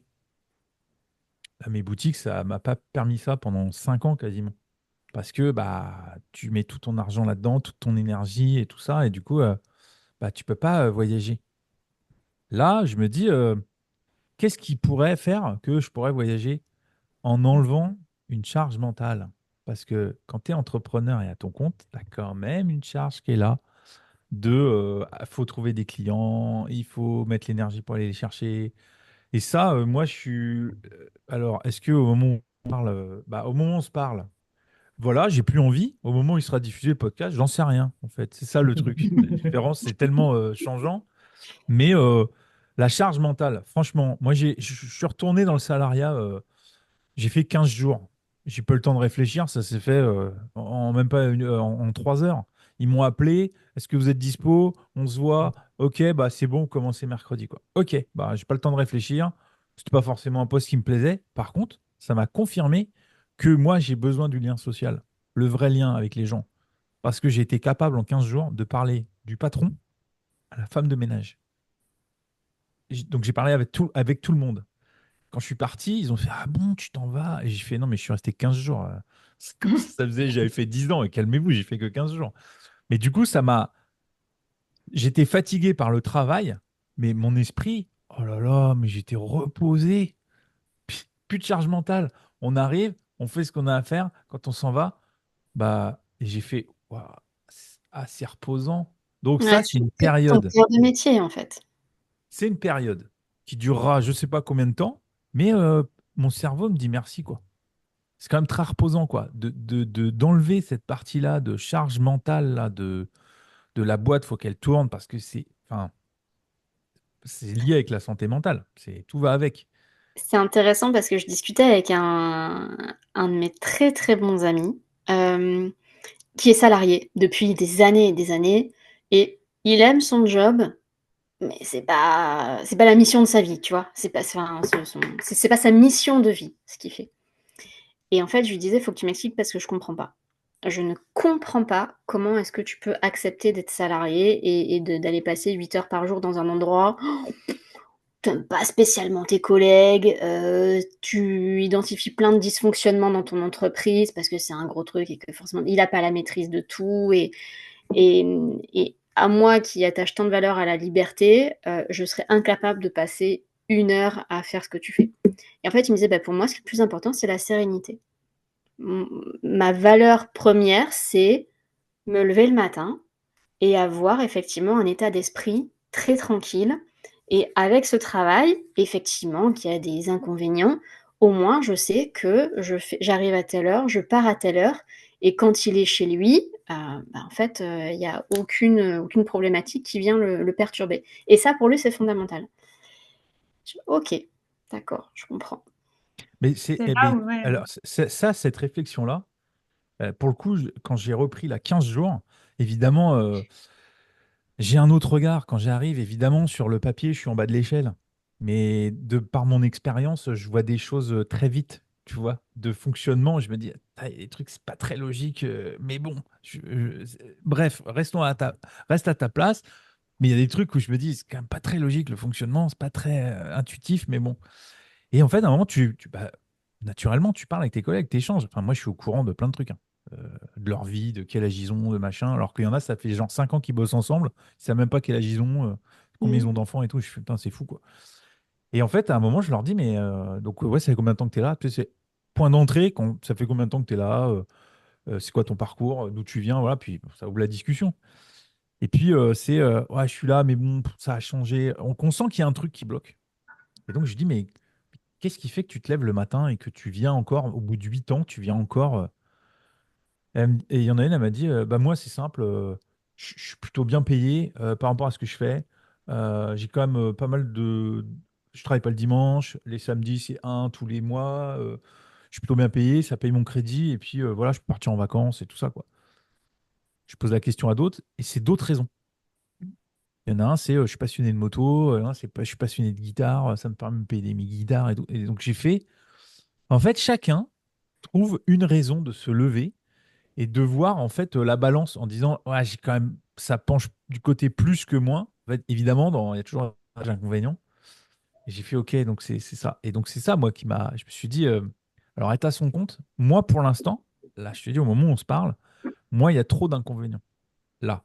Mais c'est parce que je suis en train de cheminer personnellement sur autre chose. Puis ça reviendra. Je suis entrepreneur, je le resterai tout le temps.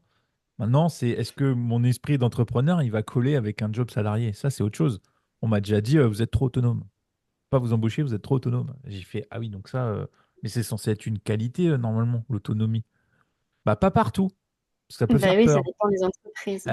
Après, voilà, c'est aussi, choisis ton camp, choisis les boîtes où, justement, le parcours fait que, ils se disent, bon, vous avez quand même un parcours où vous allez pouvoir vous adapter et tout ça. Donc, on verra la suite. Mais Il y a une petite phrase que j'aime beaucoup, qui est de Delphine Pinon. Enfin, que j'ai entendue de Delphine Pinon. Je ne sais pas si c'est elle, la source première, mais je suis son coaching d'ailleurs sur l'éducation financière, qui est très bien.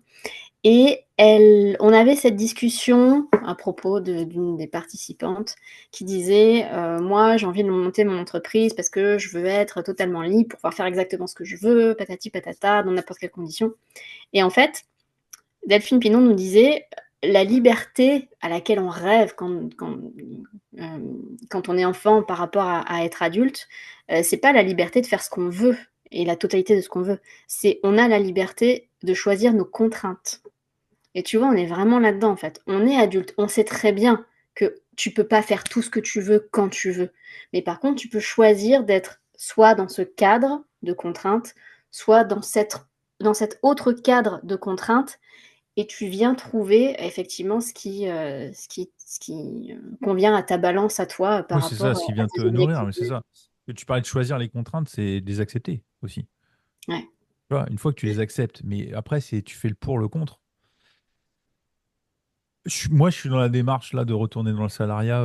La première raison, c'est la charge mentale, vraiment. C'est vraiment le premier truc. Je me dis, mais je suis dans une autre énergie. C'est-à-dire que je suis rentré un vendredi après-midi, et ça faisait 19 ans, et j'ai dit, hey, je suis en week-end. Je suis en week-end. J'ai fait, je suis en week-end. C'est-à-dire, j'arrêtais pas de le dire. Je disais, je suis en week-end là. Je disais à mes amis, eh, ce soir on se voit, mais je suis en week-end. Ils font, bah ouais, c'est cool. Ouais, bah nous, c'est toutes les semaines en fait. Et je fais, ah non, mais moi, ça fait 19 ans que je l'ai pas dit en fait. Je suis en week-end. Parce que du coup, ça s'est arrêté. Et je reprends que mardi matin, tu vois. Mhm. Ah, c'est le week-end. Ça, c'est ça le week-end en fait. C'est-à-dire, on peut faire ce qu'on veut. Bah, du coup, t'as pas à penser parce que tu reprends que mardi. Donc après, tu peux t'occuper de tout. Et j'ai fait, ah, c'est pas mal là. Là, je suis dans cette démarche-là. Combien de temps ça durera? Je sais pas. Je me laisse aussi porter par ce qui arrive. Peut-être que ça va me plaire et que ça va durer. J'en sais rien du tout. Franchement, je sais pas. Mais du coup, waouh, c'est quand même apaisant, quoi. Et On c'est retourne et dans c'est l'air, là où, c'est en bon. fait, Ouais. quand j'écoute tout ce que vous avez dit, en fait, ça me fait penser que, bah voilà, c'est très juste ce que tu dis, Amélie, sur la question de choisir ses contraintes et comment on choisit. Finalement, c'est cette balance entre coût et bénéfice, et c'est en fonction de quel est nos besoins principaux à l'instant T, quoi. Donc, tu Mhm. parlais du besoin de sécurité de ton ami. Là, Julien, c'est un besoin de tranquillité d'un point de vue charge mentale. Donc, c'est hyper important finalement de faire un pas de côté, d'observer un petit peu ça et de se dire, ben là, de quoi j'ai besoin? Et ça varie. Effectivement, peut-être que moi, ce qui m'a donné envie d'entreprendre, je me souviens, en 2020, c'était ce côté, j'ai besoin d'ouvrir un nouveau chapitre de ma vie, de tester de nouvelles choses, d'avoir plus de liberté, enfin voilà. Et j'ai répondu à cet appel-là. Peut-être que ça changera un jour, peut-être pas. Je regarderai quelque chose et tout. Et là-dessus, sur cette notion de l'échec, moi aussi, je n'emploie pas tellement ce mot-là parce que, en fait, sur le chemin de tout ce qu'on vit, à chaque fois, on prend des bagages de tellement de choses et on ajuste, on évolue en fonction. Donc, je trouve que finalement, il n'y a jamais de mauvais choix. Tout est entendable, vraiment, tout est faisable, tout est bien, tant que on a cette vision de, bah voilà, je fais ce choix parce que ça répond à mes besoins. Mhm. J'irai plus loin. Il n'y a pas de mauvais choix tant que tu as le choix. Et tu as toujours le choix tant que tu n'es pas mort. Voilà. Ah, Waouh. Voilà, comme ça, c'est bam, bien carré, tout, bam. c'est bon, on peut Je peux arrêter. juste préciser un truc, hein, c'est que là, je suis dans une démarche un peu différente, mais j'ai adoré être entrepreneur et lancer les projets et me faire mal, hein. Franchement, j'ai adoré lancer des trucs un peu fous. Tu lances des trucs, personne te connaît, tout le monde dit mais non. Puis en fait, si tu me dis mais non, c'est qu'il y a quelque chose à faire. Tu vois, moi j'étais dans cette démarche-là. Et puis de bah vas-y, on verra quoi. Bon, alors il y a des trucs que j'ai vus et ça a bien marché, puis il y a des trucs que j'ai vus et oh aïe aïe aïe aïe. Mais c'est pas grave, on fait son expérience. Mais j'ai adoré ça. Après, c'est vrai qu'à un moment, ma femme elle m'a dit mais après quoi tu cours? Ben, j'ai pas su lui répondre. Donc c'est là où je me suis dit, ah, il y a un truc qui va pas. Parce que j'arrivais toujours à lui répondre avant. Quand je faisais de la photo, moi, que j'avais mon studio et tout ça, elle voyait que ça bossait et tout ça, mais ça allait très bien parce qu'on voyageait bien. Enfin, et elle me disait, mais qu'est-ce qui. Pourquoi? Ouais, pourquoi? Je dis, mais parce que juste, j'adore ce que je fais. On va pas se poser de questions. J'ai pas l'impression de bosser, en fait. Et d'ailleurs, j'ai arrêté le jour où, en fait, je me suis réveillé et je me dis, oh là là, je vais au boulot pour aller photographier un mariage. Et j'ai dit ce jour-là, bah faut que j'arrête. Et j'ai arrêté, c'est vrai. Mais j'avais pas l'impression de bosser. Tu vois, quand je C'est faisais là mes où il faut photos. faire gaffe en tant qu'entrepreneur à pas simplement continuer parce que tu es pris dans cette spirale du quotidien Mhm. et que tu fais les tâches un peu par habitude ou par routine ou parce que tu t'es mis cette obligation.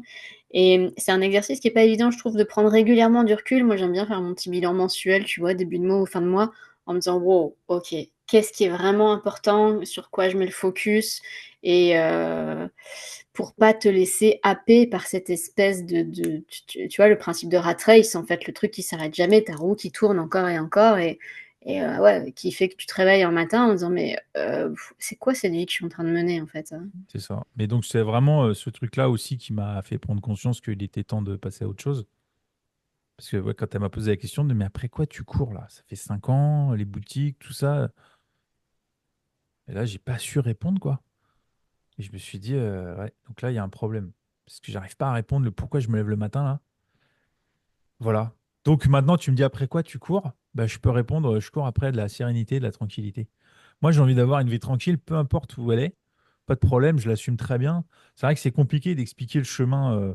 C'est-à-dire le chemin que les gens ont en tête, c'est t'es salarié, tu lâches tout, tu deviens entrepreneur. Tu te lances à ton compte. Le chemin inverse, tu vois, ils ont du mal à l'expliquer. Et tu dis non, non, mais moi, j'ai fait ce choix-là, mais c'est volontaire. Et en même temps, ma femme, elle me dit, c'est courageux, parce qu'en fait, ça fait 19 ans que tu es à ton compte. La dernière fois que tu étais salarié, c'était en 2006, quoi. Donc, y retourner, c'est quand même courageux, parce que tu as vécu l'autre face où tu as recruté des gens, où tu étais, tu vois, c'est toi qui décidais du projet et tout. Là, tu vas te mettre au service. Ah, je dis, ah, mais moi, j'ai pas de problème avec ça, moi. Moi, partir le cadre il est défini et tout va bien. Moi, je sais faire, je sais m'adapter en fait. Moi, je suis, ouais, c'est l'âge. Je dois maturer, ça doit être ça. Là, je dois maturer là. Je mûris, je mûris. Ouais. On grandit, on grandit. Mais non, on apprend beaucoup sur soi. C'est vrai que l'entrepreneuriat, c'est waouh. L'école, c'est, ouais, j'ai beaucoup appris, surtout ces dernières années. C'est waouh. Je trouve que tu évolues très vite, effectivement, Mm. quand tu es entrepreneur par rapport à ouais, une activité où tu es salarié parce que tu te remets tellement souvent en question et tu fais face à tellement de challenges que, ouais, je trouve que tu as plus d'opportunités d'avancer vite, plus vite que quelqu'un qui est, dans une posture de salariat, peut-être. Mais tu vois, c'est là la différence. Parce que c'est vrai que l'entrepreneuriat, évidemment, il y a plein de chemins. Tu parlais de la micro-entreprise tout à l'heure, Mmh. quand tu es à ton compte ou en freelance et tout ça. Moi, je l'ai fait, ça. Mais après, je suis passé à autre chose. C'est-à-dire que quand tu commences à basculer dans un vrai projet construit, société, avec associés, et je recrute des salariés, puis tu dois gérer les fournisseurs, les comptables. En fait, tu n'es plus du tout sur le terrain. Tu sors de l'opérationnel. Et en fait, à un moment, tu te dis, en fait, je gère que les problèmes. C'est quoi il est où mon plaisir en fait? C'est que là, tu te dis, bon, la balance, elle est déséquilibrée par rapport au kiff que j'avais. Évidemment, il y avait des choses à gérer au quotidien et tout ça. Mais là, tu te dis, je ne fais que gérer des problèmes. C'est-à-dire, quand ton téléphone, il sonne, c'est jamais. Il y a toujours un truc. Tu te dis, il manque un papier, salarié, machin, fournisseur, gna gna. Tu sais, il y a toujours un truc. Tu te dis, mais ma life, c'est ça, maintenant. Je crois que c'est Alex Hormozy qui dit ça, qui parle du changement d'échelle. Voilà, quand tu as ton petit business et quand tu commences à scaler ton entreprise et à faire en sorte qu'elle, voilà, qu'elle soit plus grosse à une autre échelle. Quand tu commences, you do your business, tu fais ton truc, tu as les mains dans le cambouis, mais en fait, à partir d'un certain moment, tu fais que du management. You manage your business, en fait. Et effectivement, tu fais plus réellement le cœur de métier, le truc qui t'inspirait. Et je sais pas moi, donc lui, il est gérant de salle de sport, il a commencé comme ça. Donc au début, bah oui, il faisait du sport et il gérait, enfin, il s'occupait vraiment de la salle de sport. Puis au bout d'un moment, il faisait que du management de gens qui géraient les salles de sport pour lui. Et c'est complètement différent. Donc il faut être prêt aussi à ça. Et ouais, tout le monde n'a pas envie de ça. Donc clairement, je Bah, comprends. c'est que c'est par la force des choses, c'est la construction du projet qui avait amené ça, moi, tu vois, sur les boutiques. Et ça, en fait, ça te grignote doucement, mais sûrement. Parce qu'il n'y a personne, en fait, qui est là pour te dire ça va, t'arrives à gérer le truc. En fait, tu gères tous les problèmes des autres. Donc, tout le monde vient se plaindre. Toi, tu sais, tu temporises. Puis à un moment, en fait, l'éponge, elle est pleine, quoi. Tu vois, donc tu peux plus. Et en fait, ça, tu t'en rends compte, mais bon, bah voilà, moi, je m'en suis rendu compte bah, une fois que j'avais fermé, vu que c'était le vide après, là, j'ai fait ah oui, en fait, moi, j'ai morflé là, en fait. Là, j'ai morflé là. Donc, ça a mis un an. J'ai fait de toute façon, mon seul allié, ça sera le temps. J'ai lu un truc une fois que dans la vie, tout passe. Voilà. Quand j'ai lu cette phrase-là, j'ai fait ok, c'est une bonne philosophie. Bon, le truc, c'est que c'est pas quantifié dans le temps. Il faut juste être patient. Tu vois, on en revient à C'est la ça. patience. Mais c'est effectivement, oui, tout passe. Dans la vie, à un moment, tout passe. Ta tristesse, enfin, tu vois, quand j'ai perdu mon chien, oui, t'es triste, puis à un moment, ça passe. Tu Hmm. penses, mais du coup, enfin, comme tout, c'est les phases de, ouais, bref, comme la phase de deuil et tout ça, il y a des phases. Donc, ouais, c'est une drôle d'école, hein, l'entrepreneuriat. Je crois qu'on arrive à mettre du temps. On en est où là? Je crois qu'on est Bah, on bien, est, hein. on est bon là, hein. J'allais y venir, mais on arrive, on est quasiment à la fin parce que Mm. on a échangé sur plein de sujets hyper intéressants. C'est toujours ça qui me fascine. Dans les échanges qu'on a, c'est que faudra réécouter parce que comme on est dans le flow, il y a des pensées qui sortent. Faudra juste le Hmm. réécouter quand il sortira. Je pense qu'il y a deux, trois pépites là qu'on peut qu'on peut encadrer. Et toujours comme ça, il y a toujours voilà, des grandes pensées qui y passent. Donc, merci Amélie pour ça. Franchement, Mm. c'était top les échanges. Euh, et, Et à et vous? puis, du coup, avant de conclure, on va faire notre traditionnel coup de cœur. Nos coups de cœur du moment, c'est ce qu'on fait à chaque épisode. Donc, si vous voulez retrouver les autres coups de cœur de tous les épisodes depuis le début, des 17 autres épisodes, dans la description, il y a un lien, vous pourrez les télécharger. Il y a les liens directs vers les livres, les séries, les films, les podcasts. Enfin, il y a plein de choses. Les coups de cœur sont très, très différents. Mais du coup, je ne sais pas qui veut commencer. Bah, toi, pour changer, allez. Allez, moi. Clôture toujours, donc ça va être Non, moi. non, mais alors moi, alors pour le coup, ça va être un coup de cœur un peu particulier.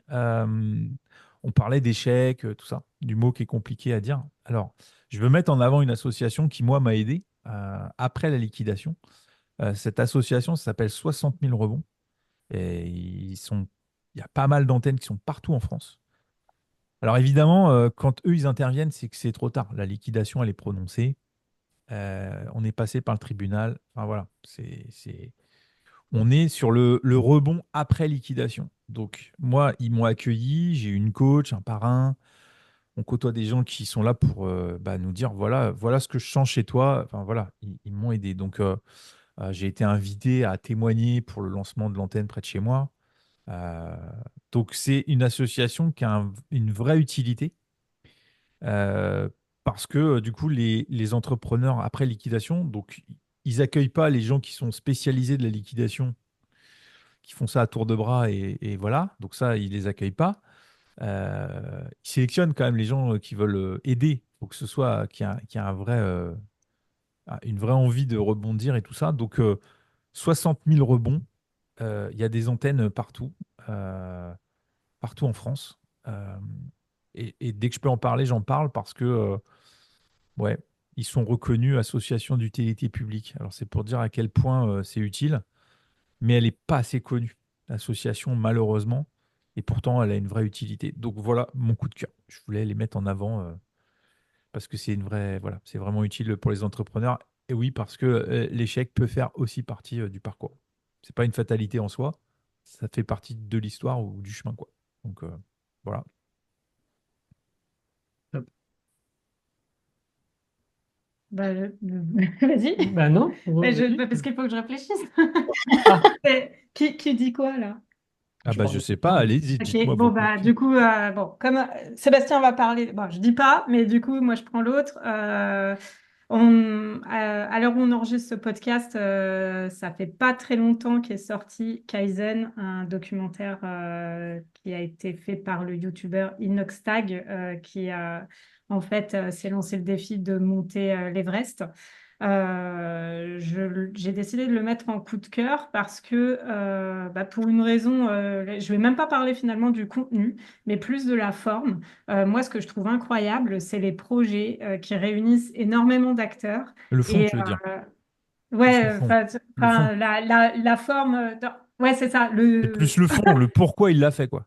Oui, le fond, c'est pourquoi il l'a fait, mais quand je disais la forme, c'est ouais, tout le nombre de personnes qui ont contribué à Hmm. l'existence de ce projet et comment finalement chaque individu ensemble peut créer un projet avec, là en l'occurrence, des images magnifiques, un contenu que j'ai trouvé intelligent, bien fait, etc.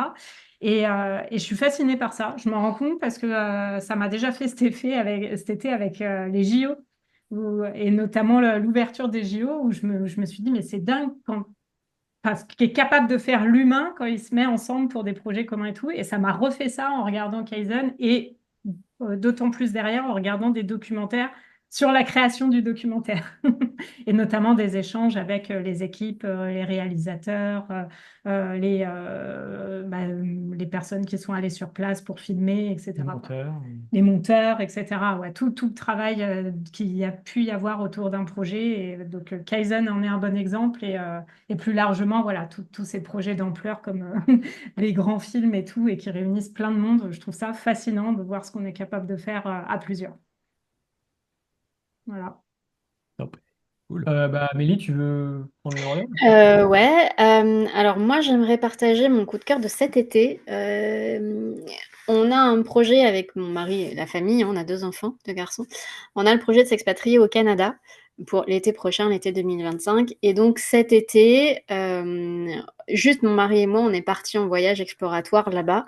On a visité plein de villes et l'objectif c'était de repérer la ville voilà, qui allait nous donner envie de nous installer là-bas. Et coup de cœur déjà pour le pays. Je pense que je serais allée dans n'importe quel pays, potentiellement, tu vois, j'aurais pu avoir un coup de cœur parce que je trouve que la découverte d'une autre culture, d'une nouvelle façon de penser, d'une nouvelle façon de vivre, c'est toujours incroyable en fait. Et ça te permet de t'ouvrir l'esprit, tu vois, comme ça, d'une façon vraiment immense. Donc j'ai beaucoup aimé voir toutes ouais, ces nouvelles façons de parler, d'être en relation avec les autres, de vivre. Et puis, coup de cœur pour la ville de Gatineau, qui est au Québec, mais tout près d'Ottawa, Ottawa étant la capitale du Canada. Gatineau, qui est une ville absolument vraiment magnifique, avec un parc qui est plus grand que la ville de Marseille. Moi, j'habite à Marseille. Voilà, il y a un parc à l'intérieur de Gatineau qui est plus grand que Marseille. C'est un truc incroyable. Et les gens sont tellement différents des Marseillais et des Français. Et on se dit, ouais, c'est bon, au Québec, ils parlent français, on se ressemble, etc. Et en fait, pas du tout, c'est vraiment une autre culture. Et c'était très chouette, en fait, de rencontrer des gens qui semblent, bah, ouais, très ouverts et très accueillants et qui ont une autre façon de penser. Et donc, voilà, mon coup de cœur, c'est pour le voyage et en particulier pour la ville de Gatineau au Québec. Donc Et du c'est coup, fou parce petite que parenthèse obligée, hein. ouais, c'est ça. Non, mais c'est surtout, c'est fou parce que je l'avais noté, mais vu le temps qu'on a parlé, je me suis dit, ah, c'est dommage, T'as on n'a pas oublié. parlé de l'expatriation au Canada. Et en fait, t'en parles dans ton coup de cœur. Et ben voilà. Parce que Eh ben, c'était un point commun, parce que Seb, voilà, il a une partie de effectivement. sa Ouais, famille, mais c'est ça, qui est là-bas. ce que tu as fait potentiellement, c'est ce qu'ont fait mes parents il y a maintenant, j'avais 21 ans, donc il y a Bah, 15 bientôt, ans. bientôt 13 ans, ouais. Ils sont partis en voyage au Canada à la suite de la retraite militaire de mon père. Et ils ont adoré et ils ont choisi de s'expatrier là-bas du coup. Et puis maintenant, ils vivent là à Montréal et ils font France-Montréal, ils vivent entre les deux. Mais du coup, voilà, donc oui, je suis allé plusieurs fois et je trouve Bien. le pays aussi incroyable. Et donc, je comprends tout à fait l'amour pour bah, une culture différente, une façon de penser différente, etc. Donc, ouais. Donc, eux, pour le coup, ils sont à Montréal. Et puis, la petite sœur de Sébastien, elle, après, elle est partie à Montréal avec eux et elle a décidé de rester, mais du coup, à Vancouver. Ouais, Donc, Ok. on a déjà mis les pieds ouais, plusieurs plusieurs fois fois. Ouais, là-bas et on y retournera forcément. ouais, ouais, c'est top. Trop Comme, chouette. Et moi, c'est voilà. mon prochain grand voyage, c'est prévu, le Elle nous Canada. réunit tous là. Mm. Ouais, non, non, mais le Tu vas Canada, ça adorer, me je suis démange. certain. Moi, on m'a dit plusieurs fois, mais toi, le Canada, mais tu vas trop aimer. Ah, je On pense, ouais. fait, toi qui aimes bien les gens et tout, mais là, tu vas adorer. Et j'ai fait, ouais, Et- alors j'ai peur de pas revenir. En fait, c'est ça mon truc. Ah, Je c'est me dis, C'est j'y le possible. vais, mais risque, est-ce que hein? je C'est le reviens? risque avec le Canada. Je sais Et en pas. même temps, est-ce que ce serait si horrible de pas revenir? Bah maintenant que les enfants sont grands, j'en sais rien. Non, ma femme, elle Ah est pas oui. prête. Elle m'a dit, ah Ah. non, mais moi, c'est mort. Peut-être que c'est elle qui voudra pas revenir, hein. C'est- Je sais pas. Parfois, il y a des déclics, hein. Tu pourrais être surpris, hein. Mes parents, à la base, ils voulaient pas y aller y vivre, hein, je crois. Ils voulaient juste aller en vacances pour voir un peu à quoi ça ressemble, quoi. En fait, ils vont rester. Donc, ouais, bah, Bah comme ouais, quoi. donc Mais bon. c'est bien que finalement, tu vois, t'en aies parlé, Amélie, parce que c'était un sujet, justement, je voulais en parler avec toi, Mm, l'expatriation et tout ça, c'est un vrai projet de vie, en fait. mm. Mm. Que, Mais en tout cas, pour voilà. ceux qui n'y seraient jamais allés, allez faire un tour au Canada, Carrément. Montréal, Québec et tout ce que vous voulez. C'est très grand, vous avez le choix. Je pense que c'est une très bonne expérience, ne serait-ce pour voir un peu des choses différentes. C'est génial. C'est un beau Ouais. Et voyage. puis Dans nous, tous les cas, ouais. C'est Amélie, chouette. on sera ravis d'avoir en off ou quoi, des updates et puis Bah ouais, Yes, tu nous parles un petit peu ouais. de tout ça, quoi, du départ et tout. Dans un an, tu disais? C'est ça? Été Et 2025. Donc là, Été ça fait 2025. 9, Ah. 10 mois. Il y a le compte à rebours, tu sais, on coche on coche les Et jours. à l'heure de la diffusion, ça se rapprochera dangereusement. c'est ça, il ouais, restera 6 mois peut-être, 5-6 mois, donc par la moitié, quoi. trop bien. Ouais, C'est trop ça. cool, super projet. Du coup, Seb, tu conclus avec les coups de cœur? Ouais, ouais, mon coup de cœur, bah, c'est pas quelque chose de récent quand même. Ça fait un petit moment que je suis. C'est une chaîne YouTube qui s'appelle Légende. Je ne sais pas si vous connaissez. C'est quelqu'un qui fait des interviews de parcours inspirants, de personnalités publiques, etc. Ça dure en général 1 heure, 1 heure et demie. Et ça peut être aussi de métiers un peu atypiques, de personnalités un peu spéciales. Celui qui fait ça, c'est Guillaume Play. C'est quelqu'un qui faisait de la radio. C'est quelqu'un assez connu. Vous le verrez peut-être ou déjà vu quelque part. Il est assez connu. Et du coup, il a lancé ça. Et donc, c'est sous forme de podcast et aussi de chaîne YouTube. Et ses interviews sont incroyables. Ok. Déjà, lui, je le Et, trouve très sympathique. Mais de plus, bah, les personnes qu'il arrive à avoir sont souvent très intéressantes avec des parcours de fous. Et il y a de tout, ça va du médecin légiste au mec qui s'est engagé dans l'armée en loose day pour aller faire des guerres, enfin des trucs, du acteur du X, il y a tout ce que tu penses par la tête, ça y est. Donc en fait, l'avantage, c'est que bah, tu peux essayer 3 interviews par semaine depuis des mois et des mois. Donc tu as aussi des acteurs connus, des humoristes, tout ça. et du coup, là, on en regardait une là, ce midi et il disait que Legend, c'était le premier podcast dans les classements en France en ce moment. Ouais, mais Donc c'est un depuis, gros, gros, et gros depuis, podcast. moi quand je les ai suivis au début, c'était pas du tout le cas, ils étaient pas trop moins connus et j'ai vu l'évolution et donc ouais, ils font c'est hyper, en tout cas c'est hyper intéressant et puis ça, t'as tous les sujets possibles donc ça, c'est divertissant et tout ça. Et effectivement, il y a toute une série avec du coup un Ouais. médecin légiste qui s'appelle Philippe Boxot Ah, c'est et exceptionnel. ça vaut le détour. Franchement, les anecdotes de médecin légiste et tout, et comme à chaque fois ça se passe très bien et que les vidéos sont très vues, il y a je sais pas combien d'épisodes avec 4 ou lui 5 je crois. qui Mais revient à chaque fois qu'il ressort un nouveau livre. Et ben, nous, à table, on aime bien regarder les anecdotes du médecin légiste il n'y a Philippe pas que Boxot. lui, quoi, mais Non, il n'y a oui. pas que lui, mais en l'occurrence, cette semaine, c'est ce qu'on a regardé. Ouais. Donc ouais, si vous voulez, n'hésitez pas à aller jeter un œil ou une oreille si vous êtes en podcast et puis c'est très cool. Cool. Moi, je regarde en tout cas, vous m'avez donné envie. Mais tu me diras, mais franchement, il y a là pour tous les goûts, je pense, hein. Vraiment, tu trouveras ton bonheur. Eh Donc, ben, voilà. ça marche. Bah, écoutez, voilà un bel épisode encore qui se conclut par des coups de cœur très différents. Donc, Amélie, merci encore une fois d'avoir Mm. accepté de jouer le jeu du micro ouvert. Et puis, bah, en fait, on savait comment on commençait, mais on ne sait pas comment on finit. C'est Donc, la beauté du truc. c'est ça le suspense. Moi, je Euh, voulais te remercier aussi pour tout le partage que tu nous as fait sur ton parcours de façon vraiment sans filtre. Et puis, moi, ça m'a vraiment appris des choses sur le monde de la start-up et puis sur comment toi, tu avais pu le vivre et tout. Donc, j'ai trouvé ça juste hyper intéressant. Merci. Pour ça, vraiment, merci beaucoup pour tous tes partages. Et puis, je suis bien contente d'avoir fait ta connaissance et j'espère qu'on aura l'occasion Bah ouais. Au de Canada. Plaisir. suivre, de voir les projets. Oui, qui sait, on se verra peut-être un jour au Canada. Bah, c'est possible, hein. Mais carrément, et plaisir complètement partagé. C'était très chouette. On avait eu un très bon feeling avec Julien quand on s'était vu en visio. Et franchement, c'était vraiment, vraiment chouette d'échanger avec vous, de voir un peu vos visions aussi. Et ouais, bien sûr, on se suit et on reste en contact pour se Bah, donner la trop suite cool. des événements. Mm. c'est top. Avec Donc, du plaisir. coup, bah, dans la description, que ce soit du podcast ou sur YouTube, il y aura voilà, tous les liens pour te retrouver, Amélie, puis nous retrouver aussi, nous, dans nos business respectifs. Évidemment, n'hésitez pas à partager, à commenter, parce que c'est ça qui fait grandir le podcast pour qu'on ait encore d'autres épisodes. Si vous avez des suggestions d'invités, eh ben, n'hésitez pas, on est preneur. On aime bien les challenges aussi. Et puis, bah, je vous dis à bientôt pour un nouvel épisode du podcast Awout. Salut.